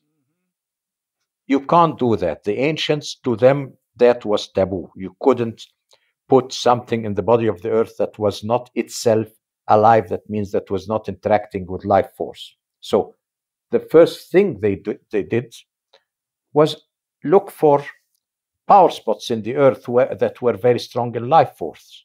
And that's where they built their temples, where they built everything. When they interacted with those places, they started understanding what materials reflect life force most, what proportions, what all that. So the whole, let's say, philosophy of paradigm of ancient civilizations was actually, when humanity created something, it should create it along the natural forming process to become integrated with nature. So ancient civilizations were integrated with nature, you see. Now, there is an important aspect here. How did they know this? I could feel it, I would suspect. Well, they didn't need to feel it. Remember, we said the ancient Egyptian his perception was in the right brain. So he actually, he saw the forces of nature. He actually personified them so he could interact with them. So to him, it was easy. So when they built a temple or something, they said, even a home, that this is the house of the netters. We say today the house of the gods, but they were netters, nature forces. The bird today that builds a nest to invite in life force, so that when it flies out, it comes back tired or pollution or something. The nest restores the life force. Every species in nature builds homes that restore life force.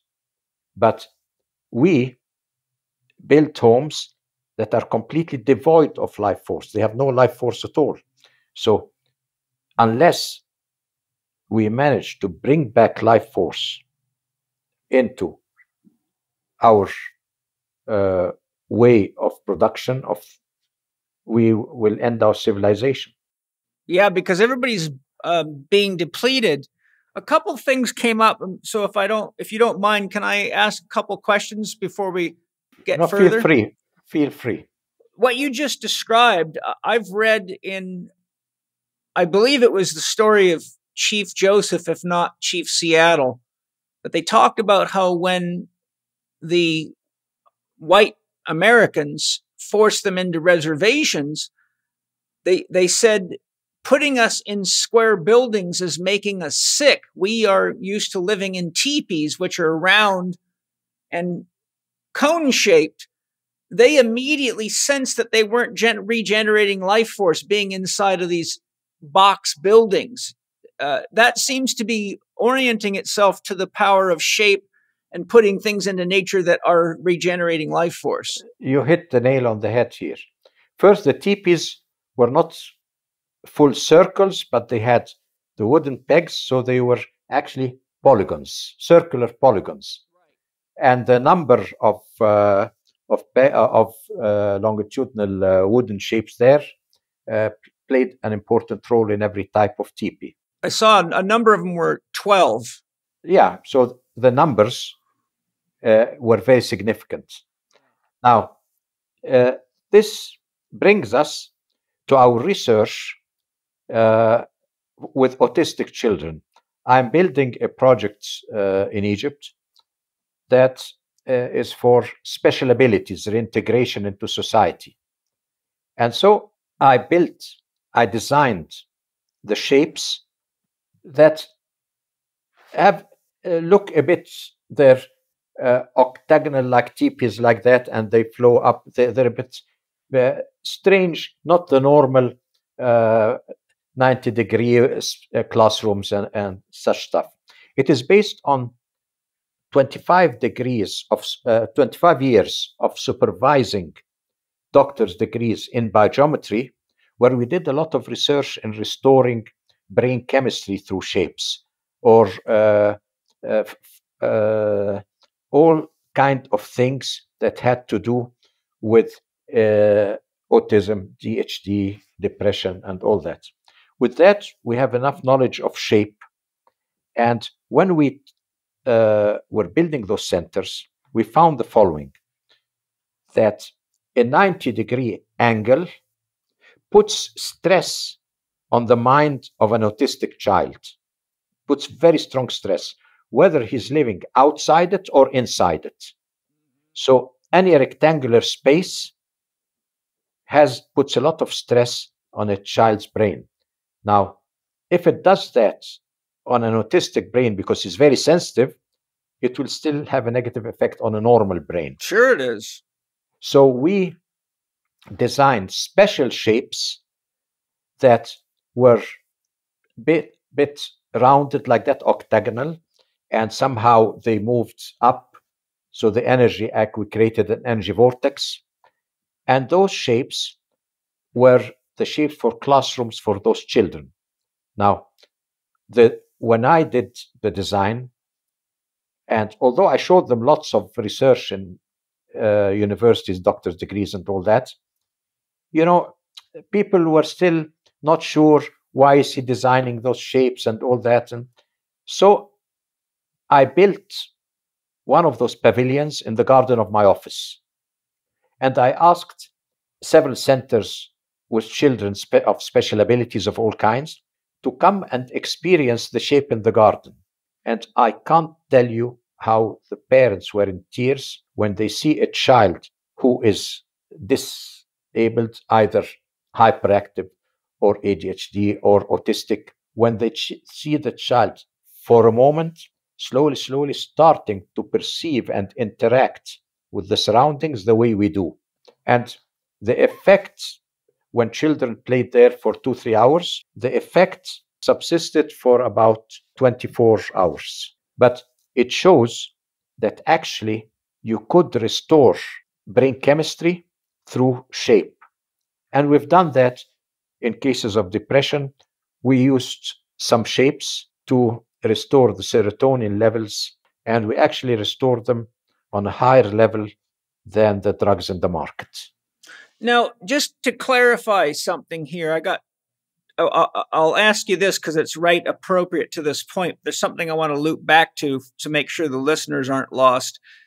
When you're doing that with the autistic children, the shape is influencing the flow of energy. And since energy and information interact with each other, is it because you're changing the shape that's changing the nature of the energy that's then enhancing how the body is utilizing its internal information to do things like maintain levels of serotonin or things like that? Because something's happening that's lasting even when they leave the garden. So it seems, my question is, how does the interaction between shape, energy, and information relate to each other that produces an effect?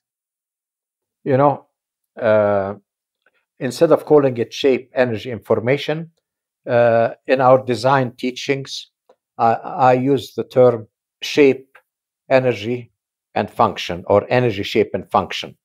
Function meaning information. So when you shape energy, you produce function or produce information through the shaping of energy. That's like when I studied physiology, there's Wolff's law, form follows function. Yeah, so a very simple thing that you can activate lots of functions in the body through different postures. And you know what? What I usually do, I get a small wooden statue, put it in a posture in the room in front of you, and it would activate the energies in your body. I use that concept right here because of you. I've got the sculpture in your up posture with the left foot slightly forward.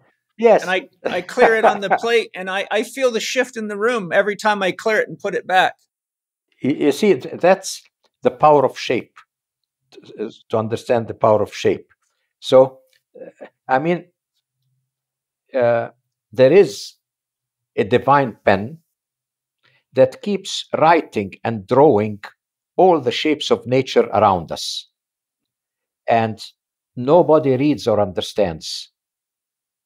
You see, we understand when we speak together, but we do not understand what the shapes in nature are writing. We do not understand that. So how can we live in an environment and be completely illiterate and don't understand it? Will we destroy everything? Yeah, that's what you're really addressing in your books. Yes, because if you don't understand it, then you destroy it because you don't understand it. Right. It's like someone that doesn't understand a car will destroy the car. Yes, you like something when you understand it. Yes, yeah. What you don't like, when I was a child, and I went with my father, and I wanted to eat something and all that. If there was something on the menu that I did not know, he would order it for me. Yeah, and he would tell me, if you don't know it, you will never like it. But if we get it and I'll explain it to you what it is, then by knowing, you will like it. For example, if I liked a certain type of music, he would make me listen to a different type of music. He'd ask me, do you know this music, for example? I tell him, no, I'm not. Oh, then I find him buying me records at the time and listening to that music and explain it to me and tells me, you don't listen to that music because you don't understand it. So in life, what you say I don't like means you do not understand. The problem is in you. So try, whenever you find something around you that you don't know, you have to know it. And I grew up in a way very strange. I mean, even my family and my friends tell me, how come you like everything? Because you understand it. Yeah, how come you like everything? Music, today you could be dancing rock and roll. A bit later, you're listening to classical music and listening then to Oriental music. I mean, don't you have a preference? How can you feel it? No, I say I feel at home in all of them. Because whatever I feel I don't like, I study. Then I like it. Yeah, I understand that very much. So the thing is, if you do not read the language of nature, this divine pen is writing and writing shapes, and you cannot read, that is how we destroy nature. Because if you don't read nature, whatever you say about nature, I love it, I like it, and all that, it's only artificial. You don't really love it. If you really love it, then you should try to understand it. You should, like the natives, for example, when they look at the clouds and read the messages. You have to understand nature to love it. You know, turmeric's really, really hot now. There's a lot of scientific research on it, but they're not all created the same. So I brought Autumn Smith on to tell you about Paleo Valley's turmeric complex so you know exactly what the benefits are and why you, like me, should get your turmeric complex from Paleo Valley. Autumn, tell us about your turmeric complex. At Paleo Valley, we are big believers in food as medicine. And so turmeric, of course, it has beat drugs out. We know it's anti-inflammatory. We know it has brain benefits. We know it has joint benefits. But what most people don't know is that a lot of turmeric supplements only contain one isolated compound of turmeric called curcumin. And so what we did instead was create a complex. We added organic turmeric and then ginger and rosemary and clove, which were some of the most DNA protective spices studied. And we created a complex. We added organic coconut powder and pepper for absorption. And so we've created a really high quality, highly bioavailable turmeric complex that will hopefully help you to feel your best. And all you have to do to check it out is go to paleovalley.com. That's PALEOVALLEY.com. And you can use the code CHEK15, that's lowercase CHEK 15, to save 15%. There's an exercise that I sometimes tell people to do. When people tell me, oh, Mother Earth. I tell them, everybody speaks about Mother Earth.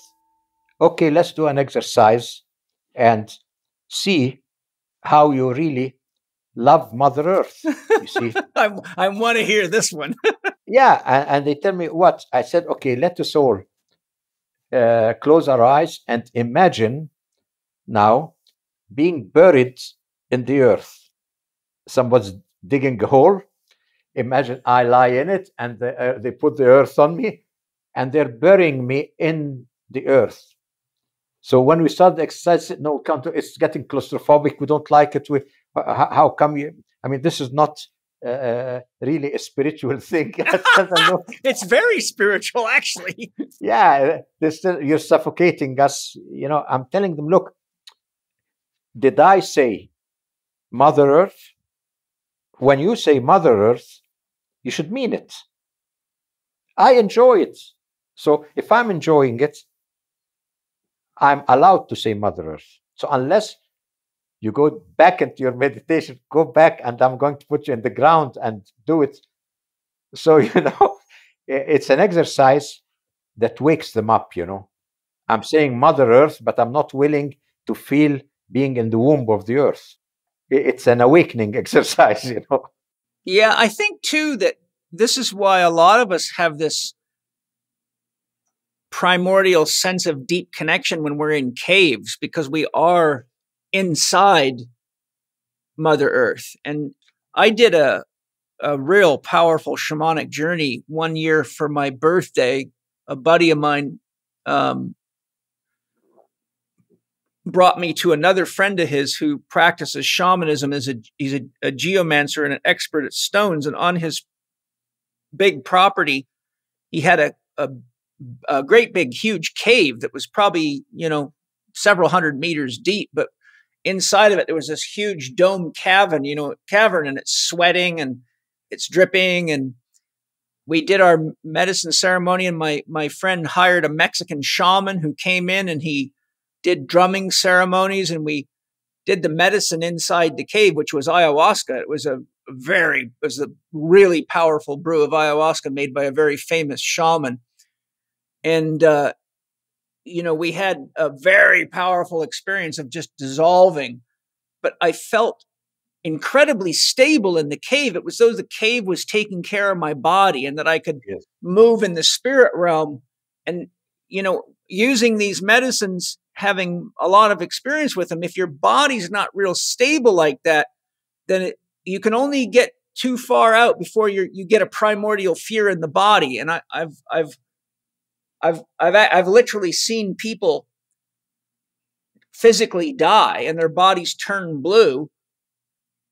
And I had to go get their soul and bring it back into their body and do CPR on them to kickstart their body back up. Because if the spirit gets too far from the body, it gets into such a state of bliss and connection that this world seems very mundane.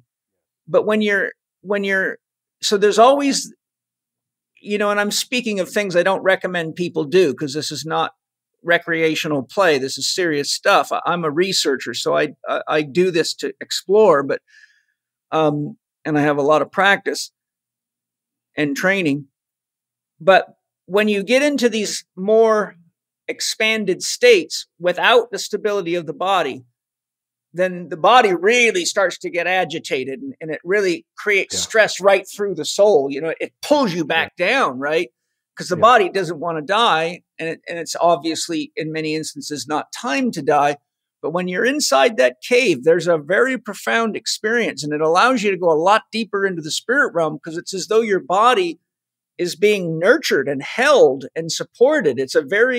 It's something that's really hard to put words to, but it's an experience that for me was very, very profound. And I did two ceremonies in there. Yes, it's very important to understand that the most important factor in the development of human history is the sacred power spots. You looked at it in many ways. All religious rituals, all wars, all things are related to spiritual power spots. They helped elevate humanity, helped destroy it, things like that. But the earth has those power spots, those natural springs, natural water springs, that this is the water flowing in the rocks. You call that water of the rocks, and coming in springs in those sacred power spots. So whether it's a valley or a cave or a mountaintop, whenever you're in the center of a sacred power spot, you're in the center of a vortex, and this center is where multidimensional communication becomes much stronger than in other places. Absolutely. And so this is actually, if you look at all rituals of all beliefs, you will find that one way or another, they're related to earth power spots. And earth power spots here, not only they were used, they bring you oracles, they bring you communication with light beings, they protect you from evil beings. I mean, in the sacred power spots, you have the evolution of humanity, because you have the connection, the higher connection of humanity.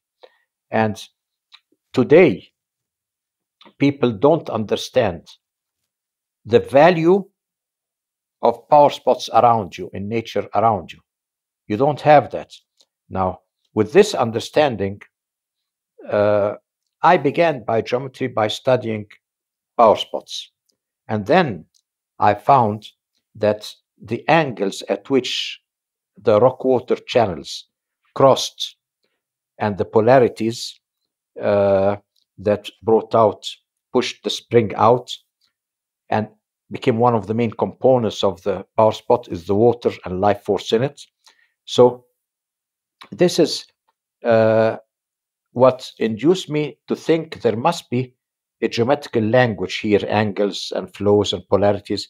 And this is how I developed biogeometry in order to reproduce the quality of energy in a sacred power spot, because a sacred power spot was a life force vortex. It had a life force vortex, an energizing life force vortex. So biogeometry, I developed to create design principles so that you could design your own power spot wherever you went. If you designed your house, you create a power spot. If you designed any object, you created your own power spot. So here, humanity was designing to create a life force connection through every design. That is the core or the essence of biogeometry. Yes, that's beautiful. I wanted to loop back. We've been talking about, well, first I wanted to ask you, are you familiar with the work of Walter Russell? Yes. Because he speaks a lot of compression waves, and he has diagrams showing exactly that spiral coming out of the 0 point or zero energy with a double spiral going in opposite directions. And I've studied his work a lot. I wish I had you as my tutor, though, because there's a lot of it I still am puzzled about. You spoke about compression waves, and I think it's important for the listener when you're talking about, for example, electromagnetic radiation, pollution, cell phone towers. We're talking about waves that are moving through the environment, but what is being compressed by an electromagnetic wave? Well, first of all, an electromagnetic wave is called a transversal wave. That means the parts of the wave are moving perpendicular to. So the wave is created by different perpendicular motions. That's what we call it, transversal waves. Compression waves are called longitudinal waves. They move like that. But if we go beyond that, because what we're saying is beyond the electromagnetic realm, which is the speed of light, and remember that the Big Bang is at the beginning of the speed of light. It's the beginning of the electromagnetic universe. So it's a late stage, actually. All the emotional, mental cycles and all that are myriads before that. So there comes a level in compression waves. When compression waves slow down to the speed of light, some sparks emerge on compression waves, creating different Big Bangs. Every spark is a universe, is a Big Bang. Now, imagine what happens when I'm speaking about compression waves higher than the speed of light, the emotional mental dimensions. They are, first, there's no linearity of time there, because it's electromagnetic. It's the sensory perception. So a wave out there will actually move in all directions at the same time. Non-local. Yeah, so how would it be? It would be like a light bulb emanating in all directions. Yes, like the sun. Yeah, but then not just emanating in all directions, but at the same time emanating in all dimensions, in several dimensions, because it creates many levels of pulses. So now imagine the compression waves. It's like a pulse, a multidirectional pulse. That's why I'm speaking about pulses. So, but the pulse, when we draw it, we're drawing actually like a section of the pulse, a point and coming out and the line coming out of it. But if you put that in all directions, then you get like a sort of a spherical multidimensional emanation of pulses that it's like light spheres like that emerging and then coming back out. It's like light pulses that don't have a special shape. Like a camera flash in a sense. Yeah, like light pulses that go into all directions. So all the compression waves, faster than the speed of light, emotional, mental levels, and all that, are in the form of multidimensional pulses. And through their myriads of pulses, you get the feeling of a stable, subtle energy background. But it is a very, very highly dynamic state. I think the question is what's being compressed, because the word compression, if you compress bread, you can make a ball out of it. If you compress snow, you can make a ball out of it. I think part of it may be the language. Like what I'm trying to help everybody understand what it is, why is it called a compression wave, and what is being compressed, and how is that actually affecting us? Well, look at it. A better word would be a pulsating wave, better than compression, because if you throw a stone in water, it would create those what we call compression waves. So compression waves here are a result of a pulse. So it automatically, any pulse would automatically create duality. The center creates a duality. So this duality in water, it would seem like going up and down, you see. So you call it compression waves because they look like that, because we know we're speaking about compression waves by studying the motion of sound, of air, and all that. So they're actually directional. So you can call them compression waves because they move in a certain direction. But once the directionality of time-space is gone, we're in the higher dimensions. I don't know if compression is the right wave. It's just radiation, pulsating things, something that pulsates and goes back. Okay, so now if we bring that to electromagnetic pollution affecting our bodies, how is the compression of that electromagnetic pollution producing a negative effect? What is it actually doing in us? I know it creates disharmony and chaos in the system, and it heats the system up and agitates it, but could you explain from a compression wave perspective, because you've described how when you use shape, you can harmonize that. Maybe you can explain why that is so important, because if we understand what's happening, then we can understand what you're doing to it. Okay, well, let's look at electromagnetic radiation first.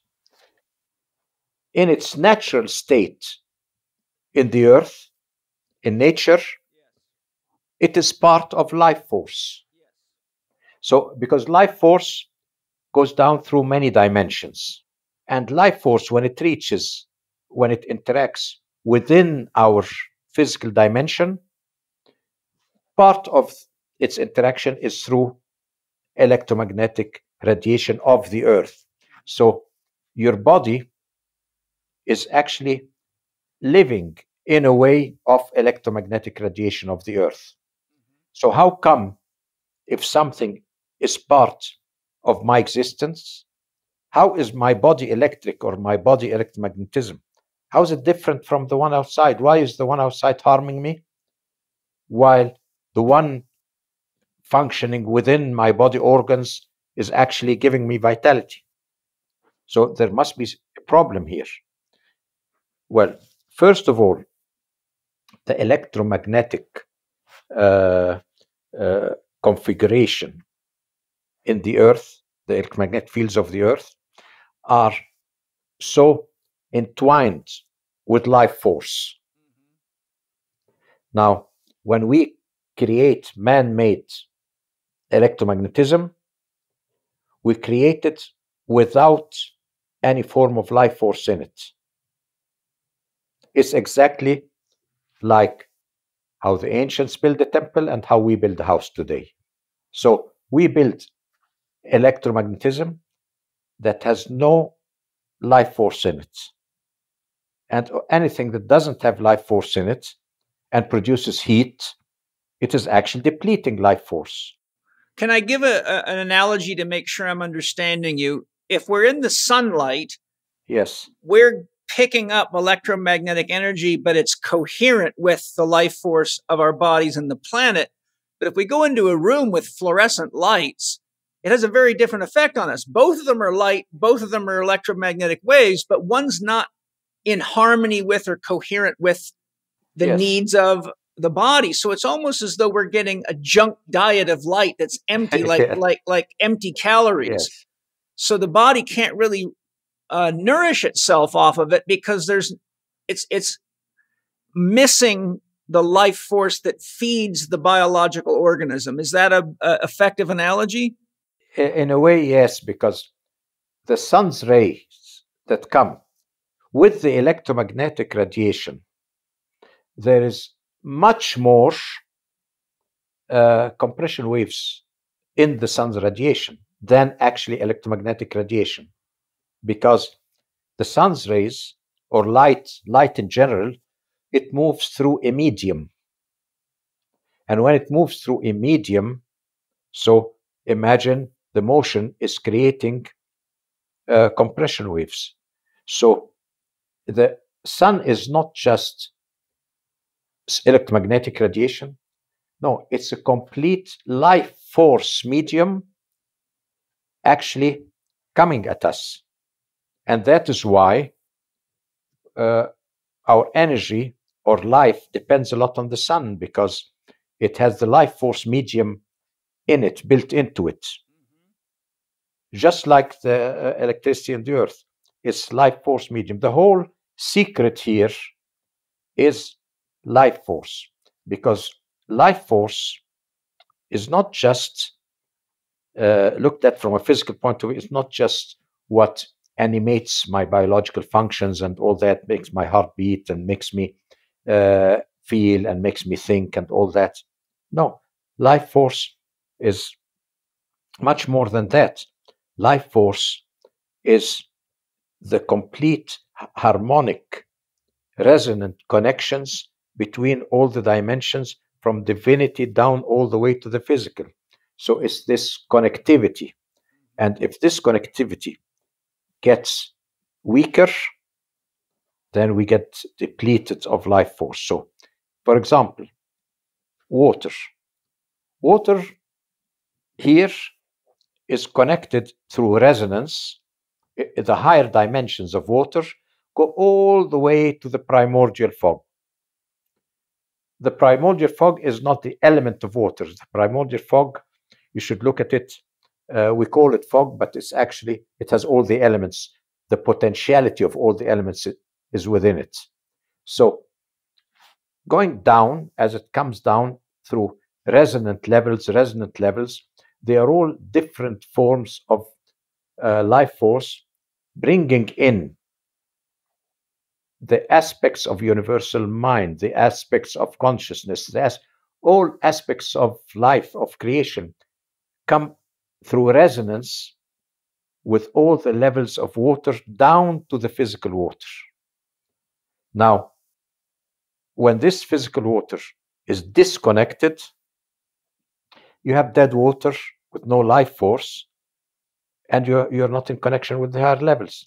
So what was supposed to connect you all the way up to divinity, what was supposed to give you life force, is not giving you anything.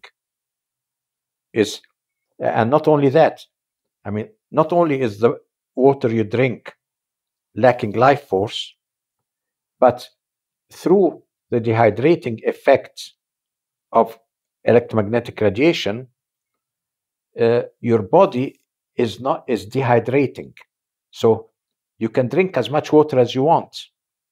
You still need moisturizing creams for your skin. You still need, because your system is not being able to interact with this water. And even if it interacts with it, the water is dead. It doesn't have the higher revitalizing dimensions. So it's going to suck your life force into it because it's deader than you, metaphorically. It's deader than you. And that's it. You need water that has life force restored. That's why we're making bottles that restore the life force to the water. And are they ready? Are they available? Well, we have, they were available for some time, but now we're making a new design that's going to come out soon with different kinds of bottles and all that. So in the next couple of months, we should have the first prototypes ready. I'd love that. I can't wait. I'll be your first customer. Well, you're welcome. Yeah. Hi, everybody. I'm sure you've heard me talk about the many injuries I've had doing many wild things, from racing motocross to riding in the rodeo and crashing stock cars and being a paratrooper. And one of the things that's really helped me a lot to make my joints more comfortable and heal is collagen. And Bioptimizers has just come out with an amazing new product called Collagenius that actually goes way beyond anything we can get in the standard collagen supplementation classification. And I've got Mark Effinger here, who's the Chief Product Officer at Bioptimizers, to tell us about their new product, which I'm very excited about. Mark, tell us what's unique about Collagenius. Well, thanks, Paul. And I really appreciate this, by the way. So Collagenius came about as an accident of my lab assistant trying to compartmentalize different mushroom extracts from 1-to-1 all the way to 100-to-1. These are all medicinal mushrooms and they're all organic. And we were finding this really interesting overtone of chocolate and cacao coming out of these mushroom extracts. And the more extraction we got, the further we got down the extraction lane, the higher the chocolate notes would come out of these. So me being a more of a scientist, I was trying to cap these things. She, being more of an incredible chef, decided that what if we could flavor these up, and us both being over 50 and me having some of the same experience as you have in breaking bones and tearing muscles and tendons, decided, wouldn't it be great if we could take the benefits of collagen and the restorative and tissue repair and combine it with these micronutrients that are available in mushrooms that activate the collagen and make it bioavailable. So we started blending those things up. And as a result, we came up with this nootropic, this brain-enhancing mushroom stack that is also a super collagen enhancer. And those together became Collagenius. That's so amazing. I just love the exploration. I love the marriage of your wife's chef skills and your science skills. And that's just the magic of a healthy relationship. And that really describes my relationship with Bioptimizers. Just magical, because I love all their products. I've always had a great relationship with Wade, and I love it because everything Bioptimizers sells actually works. What a concept. So, hey, you guys, get your Collagenius at Nootopia, that's nootopia.com/living4 and the letter D. That's nootopia.com/living4D, and get your discount with Paul 10 on checkout. I can't wait to hear what you think about Collagenius. Enjoy. I've got a couple of questions for you. This is a little segue, and since you gave me permission to not have to totally focus on the book. Yeah, anything. It's where friends sit together, they discuss everything in life. Well, yeah, this is why I say my podcast is about dialogue. We just see where it takes us. Yeah, it takes us anywhere you want. of all the people in the world, I want to ask this question. It's you. And you'll understand why in a second. You know, Ibrahim, you're 80. What? Are you 80? 80, yeah. Yeah. You're pretty far along in your life now. I really am curious. What is your feeling inside knowing that you're closer to the end of your life now? And what is it that you feel is going to happen when your heart stops? Well, first of all, I'm already there where I will be. Yeah, I appreciate that. So I've always been there. I'm not speaking about my ability to have out-of-body experiences, to travel in those dimensions and all that, because out-of-body experiences and dimensions are into dimensions that are still linked one way or the other to the physical. You're not completely gone, but my roommate, the real me, yeah, lives in all those other dimensions now.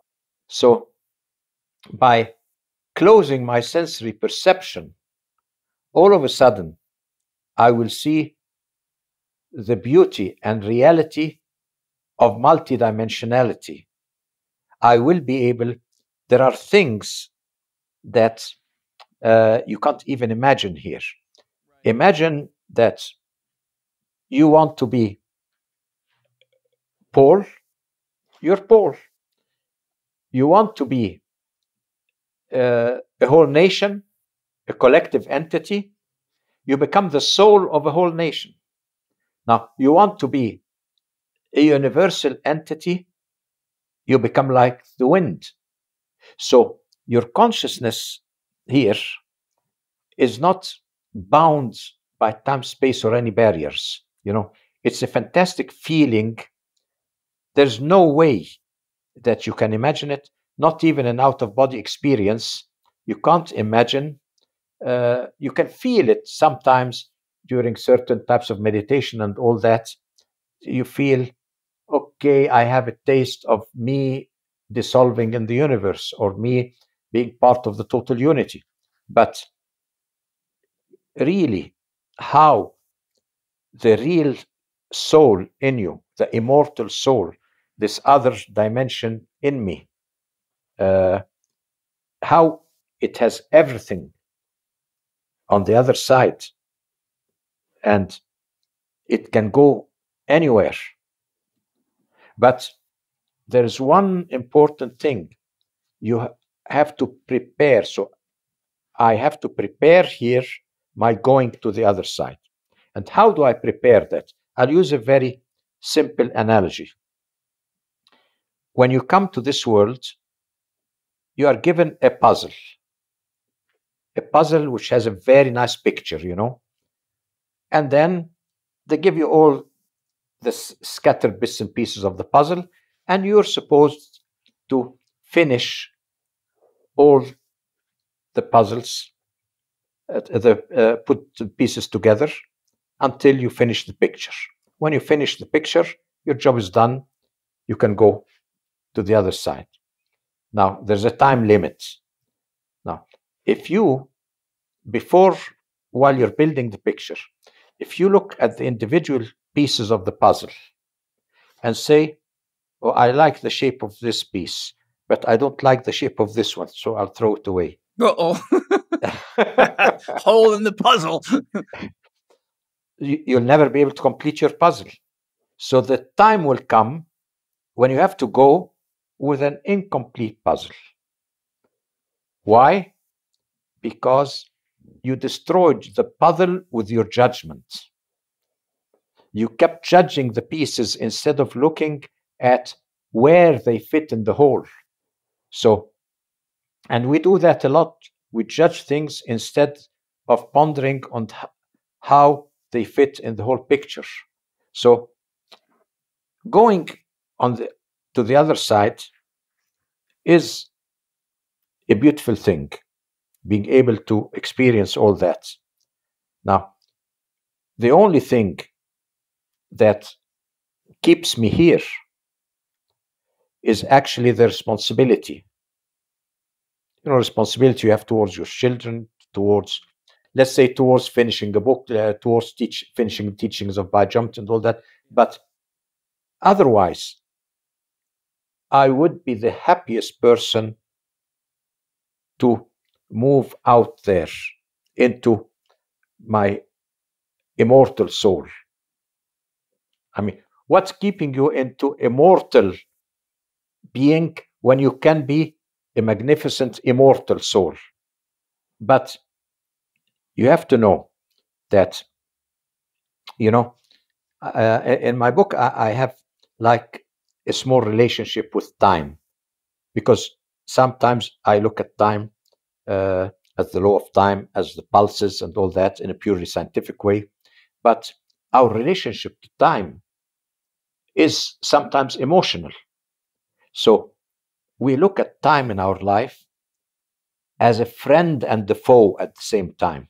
For example, I'm enjoying things, I'm enjoying a moment, so I'm having a happy time. So time is my friend, but the moment has to go away.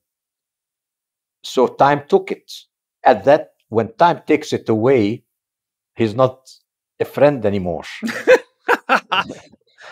Yeah, but then time tells you, okay, I took the good things away, but remember that the bad things, I took them slowly away from you, and with time, I took the burden off.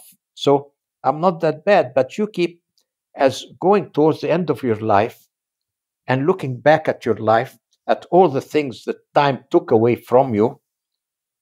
You look at it and you're telling them, you're not my friend anymore. Right. Are you my friend or not? But then comes the moment of death. And time tells you, remember, time here is sensory, is related to the senses. So time tells you, by the way, I'm just as mortal as you. We are going to die together, that's for sure. That's very interesting. Yeah, we're both going to die at the same time. But I have something to give you before I die. I have kept everything that I've taken from you. I have kept it in storage for you. And today, I'm giving you back everything because I am dying with you. So I'm giving you everything that you had in your life. If you had 20 sports cars in your life, I'm giving them to you back. If you had that, here. I'm even giving you some of the things you wanted, some of the things you imagined, because I work on all the levels. I'm going to give you all that I had from you, because that is what I was the keeper for everything. I never took away everything from you. I just kept it for you for this moment. Now, you get everything you ever had, and you go into the other side. So this content is projected outside to form your new reality. So your new reality is formed out of what time gave you. You put them in front of you again and you enjoy them again. But here, you could look at those things and find them old and broken down and things like that. Or you can look at them and find them brilliant and new, as if they've been renewed. So you could be living in a fantastic dimension or in a very humble dimension. What makes that difference? When time gives you things, it gives you things in a totally abstract way. There is no quality in there. Now, the quality you take with you, the glasses you put on, will actually give your world where you are going to live in permanently is going to give it the quality, whether you live in heaven or in hell or whatever. It's your making. So it's your Because mind. your mind is putting it, not your mind here, your inner mental, emotional constitution. That means the quality, how much values you have acquired into your emotional mental interactions. Because if your emotional mental interactions, that means like the pulse, the emotional mental actions have always been well connected with the source, that means you will be well balanced. So if you go with a positive quality, like I said, never judge anything. You've taken all the parts of the puzzle. You go in with a complete puzzle, Mm-hmm. and you go in with that in a positive way. All the things you got from this life will be much better than they were here. And you can enjoy them as much as you want. If you missed some of people of the puzzle because you inadvertently threw them away, even if you didn't want to, you go out there and the quality of your environment will be lacking. And you will be stuck with it. Because the only way to determine the quality of your environment there is not through its contents, but the quality of that content. And the quality of that content, you can only do it here. In the heart. Here in the physical dimension. Because here you have a choice. That is why your left brain perception is not that bad. It has a job to do. But once you're out there and you don't have the conscious mind, it's like in a dream. And you've noticed that, I'm sure, in out-of-body experiences, you are not always in control. Many years ago, I used to be in many esoteric schools, disciplines, and all. I went through many things in my years. And one day, it just dawned on me like this, in all the work I was doing in other dimensions, that why am I letting my left brain perception decide where the roommate goes into the multidimensionality? Why should the inferior decide the path of the superior? So then I decided from now on, I'm never going to say I'm going to have an out-of-body experience and go there or do this or do that. I'm just going to let the higher mind, the intellect of the heart, it can do what it wants. It can actually guide me wherever it wants, irrelevant of what I want. Because what I want is the left brain perception. No, irrelevant of that. The day I took that decision, then extraordinary things happen that I never had the intention. People would tell me, we saw you there, we spoke with you there, you did this, you did an operation to this person, you were here, you were here. Things that I hear from the people. Sometimes I'm amazed myself, but I have decided, let the inner roommate take those decisions. It is wiser. The intellect of the heart is wiser than the intellect of the mind. Yeah. So if I understand you correctly, you're saying, for example, if here in our physical life, we have a challenging, unhappy relationship with somebody, maybe we got abused by our father, or we have pain towards our mother, then that perception and that judgment, when we go to the other side, determines the experience we're going to have with that person's presence on that side. Yes, so you should. We have exercises in biogeometry, for example, where we call the stairs of life, where we go back in time, and whenever we find an energy disturbance in any step or staircase of that staircase, we use a simple geometrical shape. We project it mentally into it to balance its energy in an abstract way. We don't try to ask, what is the problem? No, we just see a disturbance in energy, correct it, and so go mechanically like that in order to somehow diffuse all those cracked steps in the staircase of our life. Because the cracks of the cracked steps are cracked because of our judgment.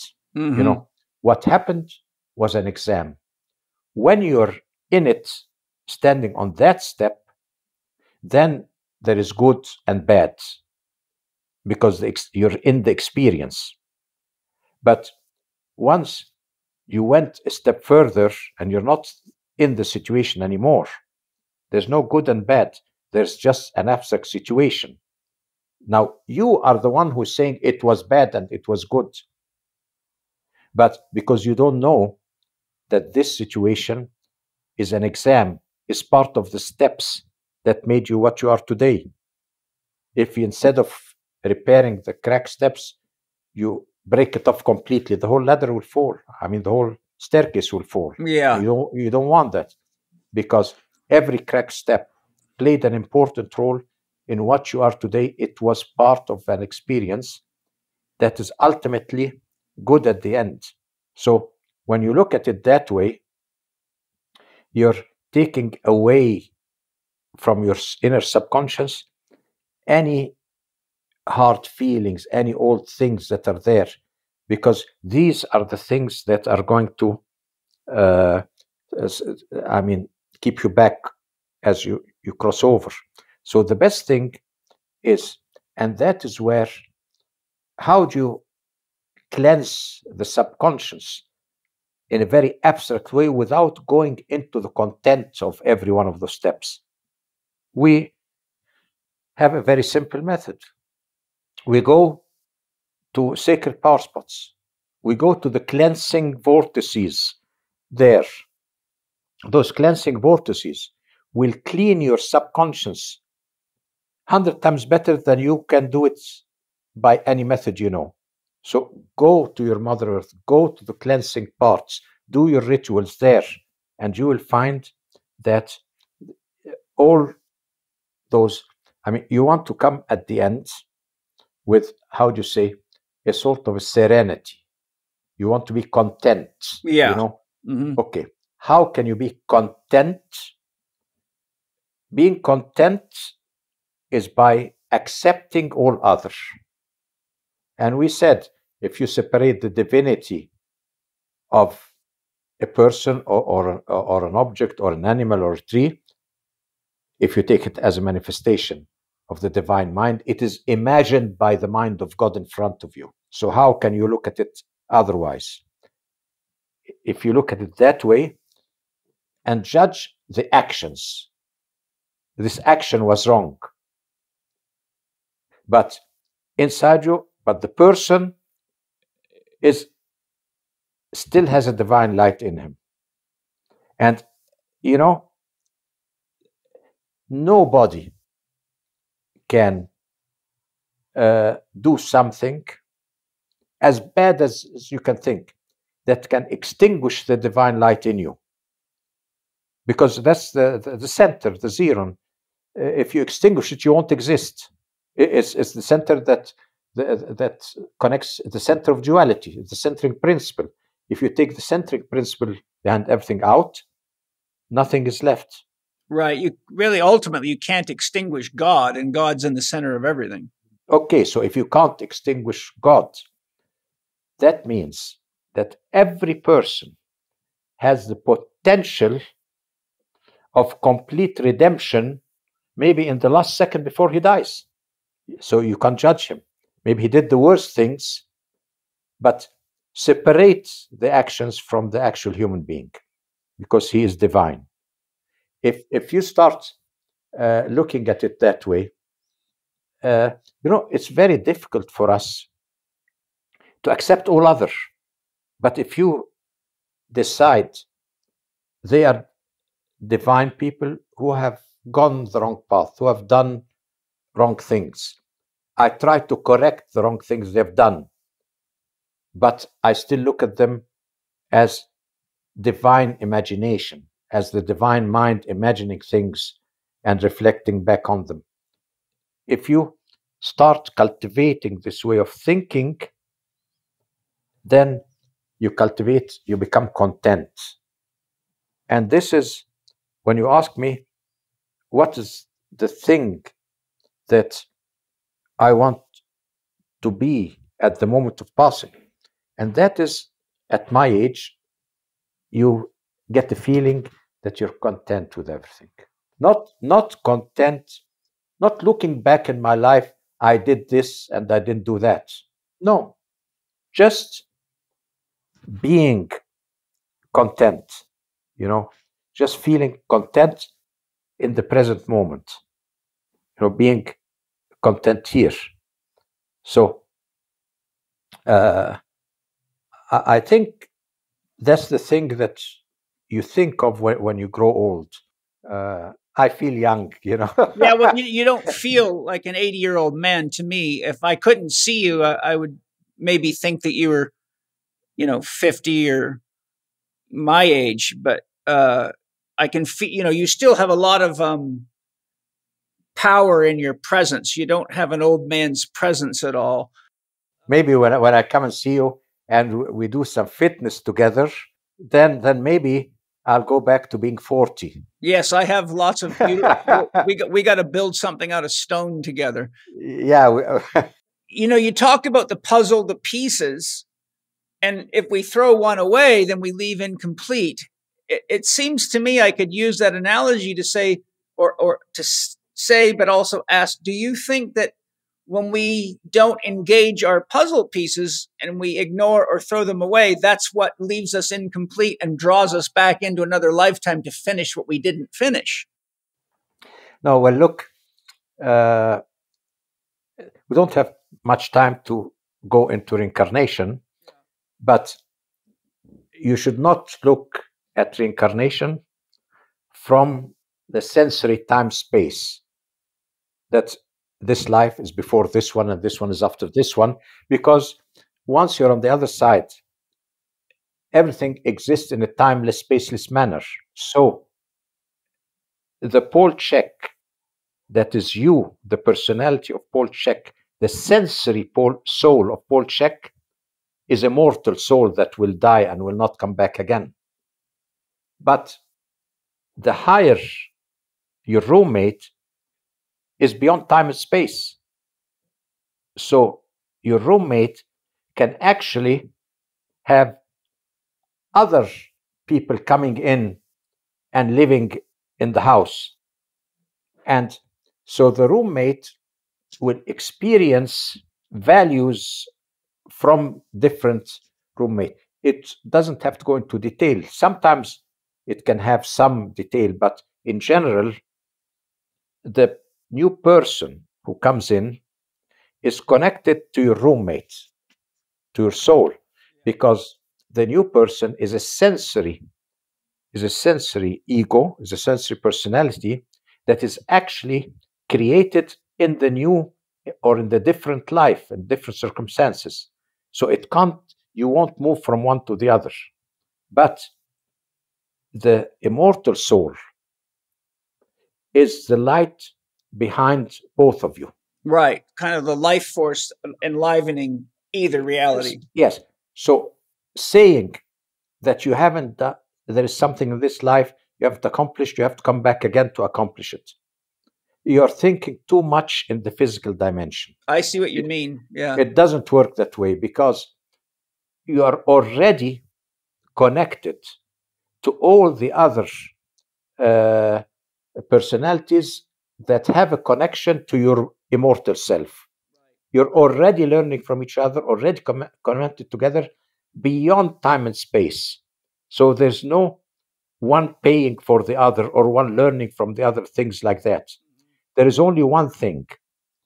If you have an affinity here, let's say you are doing a certain work here, let's say you're a musician, and you're playing music. That means you're putting some of those values in a resonant way into the immortal aspect of yourself. Now, if there is another sensory personality who is also indulging in music, there'll be a resonance between those different levels. No one is responsible for another.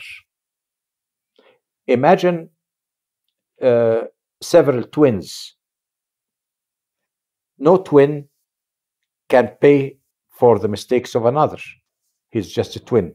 So, do not thinking, the moment you think that in a cause and effect way about beyond time and space, this is very, very metaphoric. Yeah, it's the wrong language. It's the wrong language. The only language there, causality ends with time and space here. What you have over there is resonance and not causality anymore, and timelessness. So you can't have a reincarnation one before the other. On the other side, they all exist together or influence themselves together. From this point of view here, okay, you can see that this personality lived before this one and all that. But since you are not the same personality anyhow, you cannot be the same personality. Each personality is a sensory data bank of its environment. So one should look at it in the broader picture. Many people like to sort of explain reality on the other side through our time and space limited causality. So they explain about guilt. They explain that if you do something wrong, God will punish you. And if you do something God, it's not God will punish you. God is putting the law. And the law he put is that the quality of your actions there, you're taking with you there. And that's what you live in. So he didn't punish you. You punished yourself. You just gave yourself back to yourself. Yes. So actually, you are just living in your own dimension. All what you fed into your subconscious, you will live in it on the other side.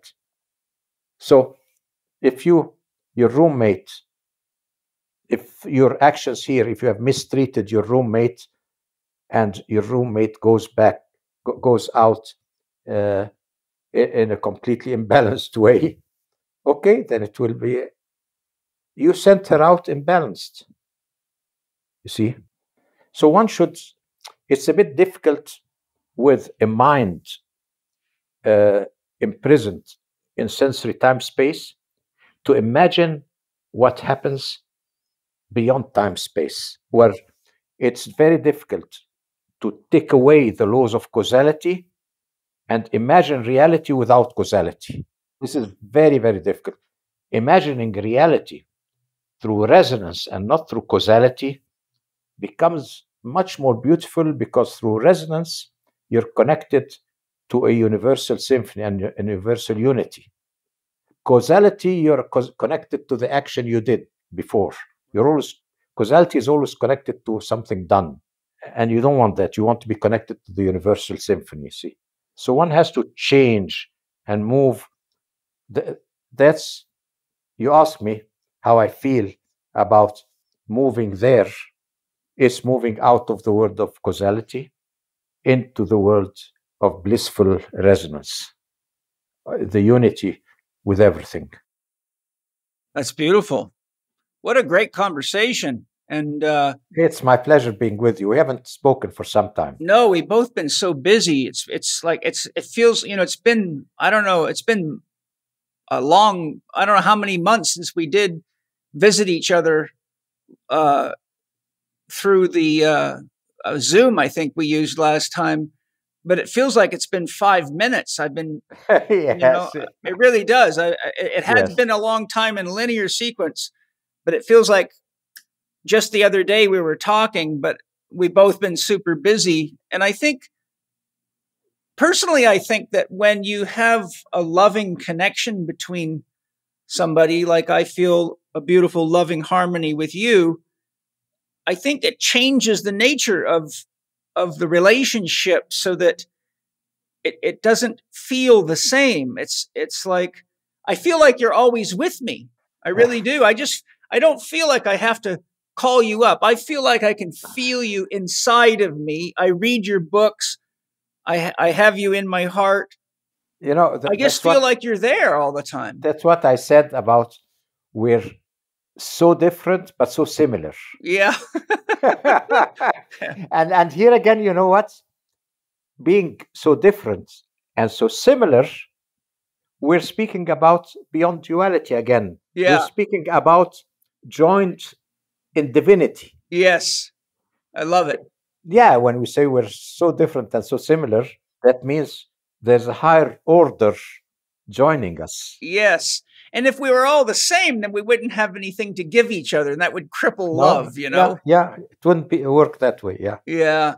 Well, just to close out, you know, people can access biogeometry products. They can find out about biogeometry services. I've got a couple of addresses. We have an offer for the listeners. If you use the code Chek10 on the Biogeometry web shop, is biogeometryshop.com, correct? Yes. Yeah, so there's a code that you guys can use there. And that's where the home kit and the pendants and things like that are. Is that right? Yes. Yes, great. And then where will the book be available? Well, the book I self-publish on Amazon.com. If you write Biogeometry in Amazon.com, you'll find my previous books and hopefully this one soon. Great. And then there is a website for taking biogeometry training, which for those of you that are in any aspect of the healing profession, architecture, even learning, education, I mean, the applications of biogeometry are very vast. There's a code Chek75, that's all caps on both of them. For the learning applications, there's 2 trainings this year. It's Chek75. We'll put the URL in the show notes because it's a very long URL to try to remember. So for all of you that are interested, we'll put it in the show notes. Ibrahim, there's a lot of things I want to talk to you about in the future. So as we can, and I can't wait to share my book with you too, let's try to, because I'd like to talk to you about some other topics that I think are very important. Well, whenever you want, feel free. Yeah, because I really value your life experience and your opinion, and I trust you. That I think I get a sense in myself that I know when I'm talking to authentic wisdom. And so it's very rare to find somebody with your depth of knowledge that I feel not only is spiritual nutrition for me, but is somebody that I can share with as many people as possible, because we've lost our elders, and we really need people like you and your voice in the world to anchor us in many ways. And so I'm very, very grateful for who you are. Don't look at me as an elder. Just look at me as a friend.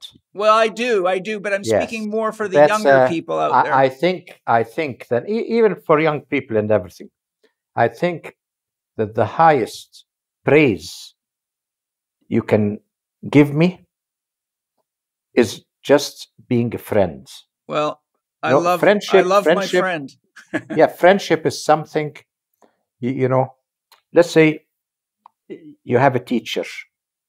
A teacher is something, but a close friend is something else. And so that's why I think the highest thing, the highest esteem you can give somebody is by really feeling he is your friend in all the meaning of the word, you know. Yes. Well, that's beautiful. Thank you, my dear friend. Well, thank you, my friend. Yeah, it's been beautiful. We've covered a lot of ground. It's been a deep podcast, and I would encourage people to read your books, but I'd also encourage any of you that haven't listened to the first 2 podcasts I mentioned in the beginning to go back, because they're loaded with great information. And this one will make even more sense. So I would say go listen to part 1, then listen to Doria, then come back and listen to this one again. I'm going to listen to this one multiple times myself. That's one of the ways I hang out with you. I listen to our podcast together. Yeah. So, Ibrahim, thank you very much for everything.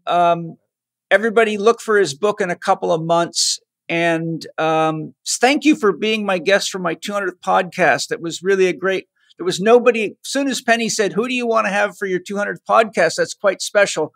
And instantly I said, Ibrahim Karim. You honor me with the choice. Thank you very much. Thank you. So lots of love. And thank you to my sponsors for all their love and support. Anything you buy from the sponsors not only supports a sustainable company and regenerating the planet, but brings you top quality products that are full of life force, that help you stay young, vital, and contribute to the world in meaningful and beautiful ways. And thank you to all of you for your willingness to learn, to grow, to love, to live, and to share and contribute to bringing us all back into harmony with each other and the planet. So I'll look forward to sharing more with you next time. Aho, Great Spirit. It is done. It is done. It is done. Thank you for listening to Living 4D with Paul Chek and today's guest, Dr. Ibrahim Karim.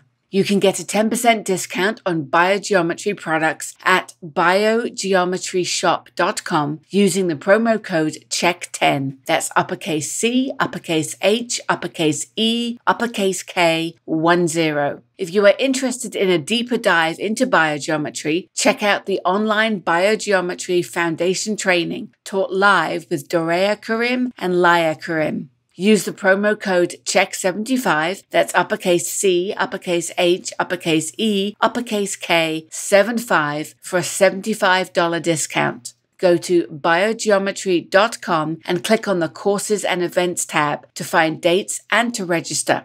Follow Paul on Instagram at paul.chek, on Twitter at paulchek, or on his YouTube podcast channel, youtube.com/living4D with Paul Chek. You can watch more on Paul's blog at paulcheksblog.com and get your free subscription to Chek videos and more at the Chek Institute's new media site, chekiva.com. You can read the show notes and find links to the resources mentioned in this episode at chekinstitute.com/podcast. And if you enjoyed today's episode, please consider leaving us a 5-star rating and a warm review at the top of the show page on Spotify or at the bottom of the show page if you are listening on Apple Podcast.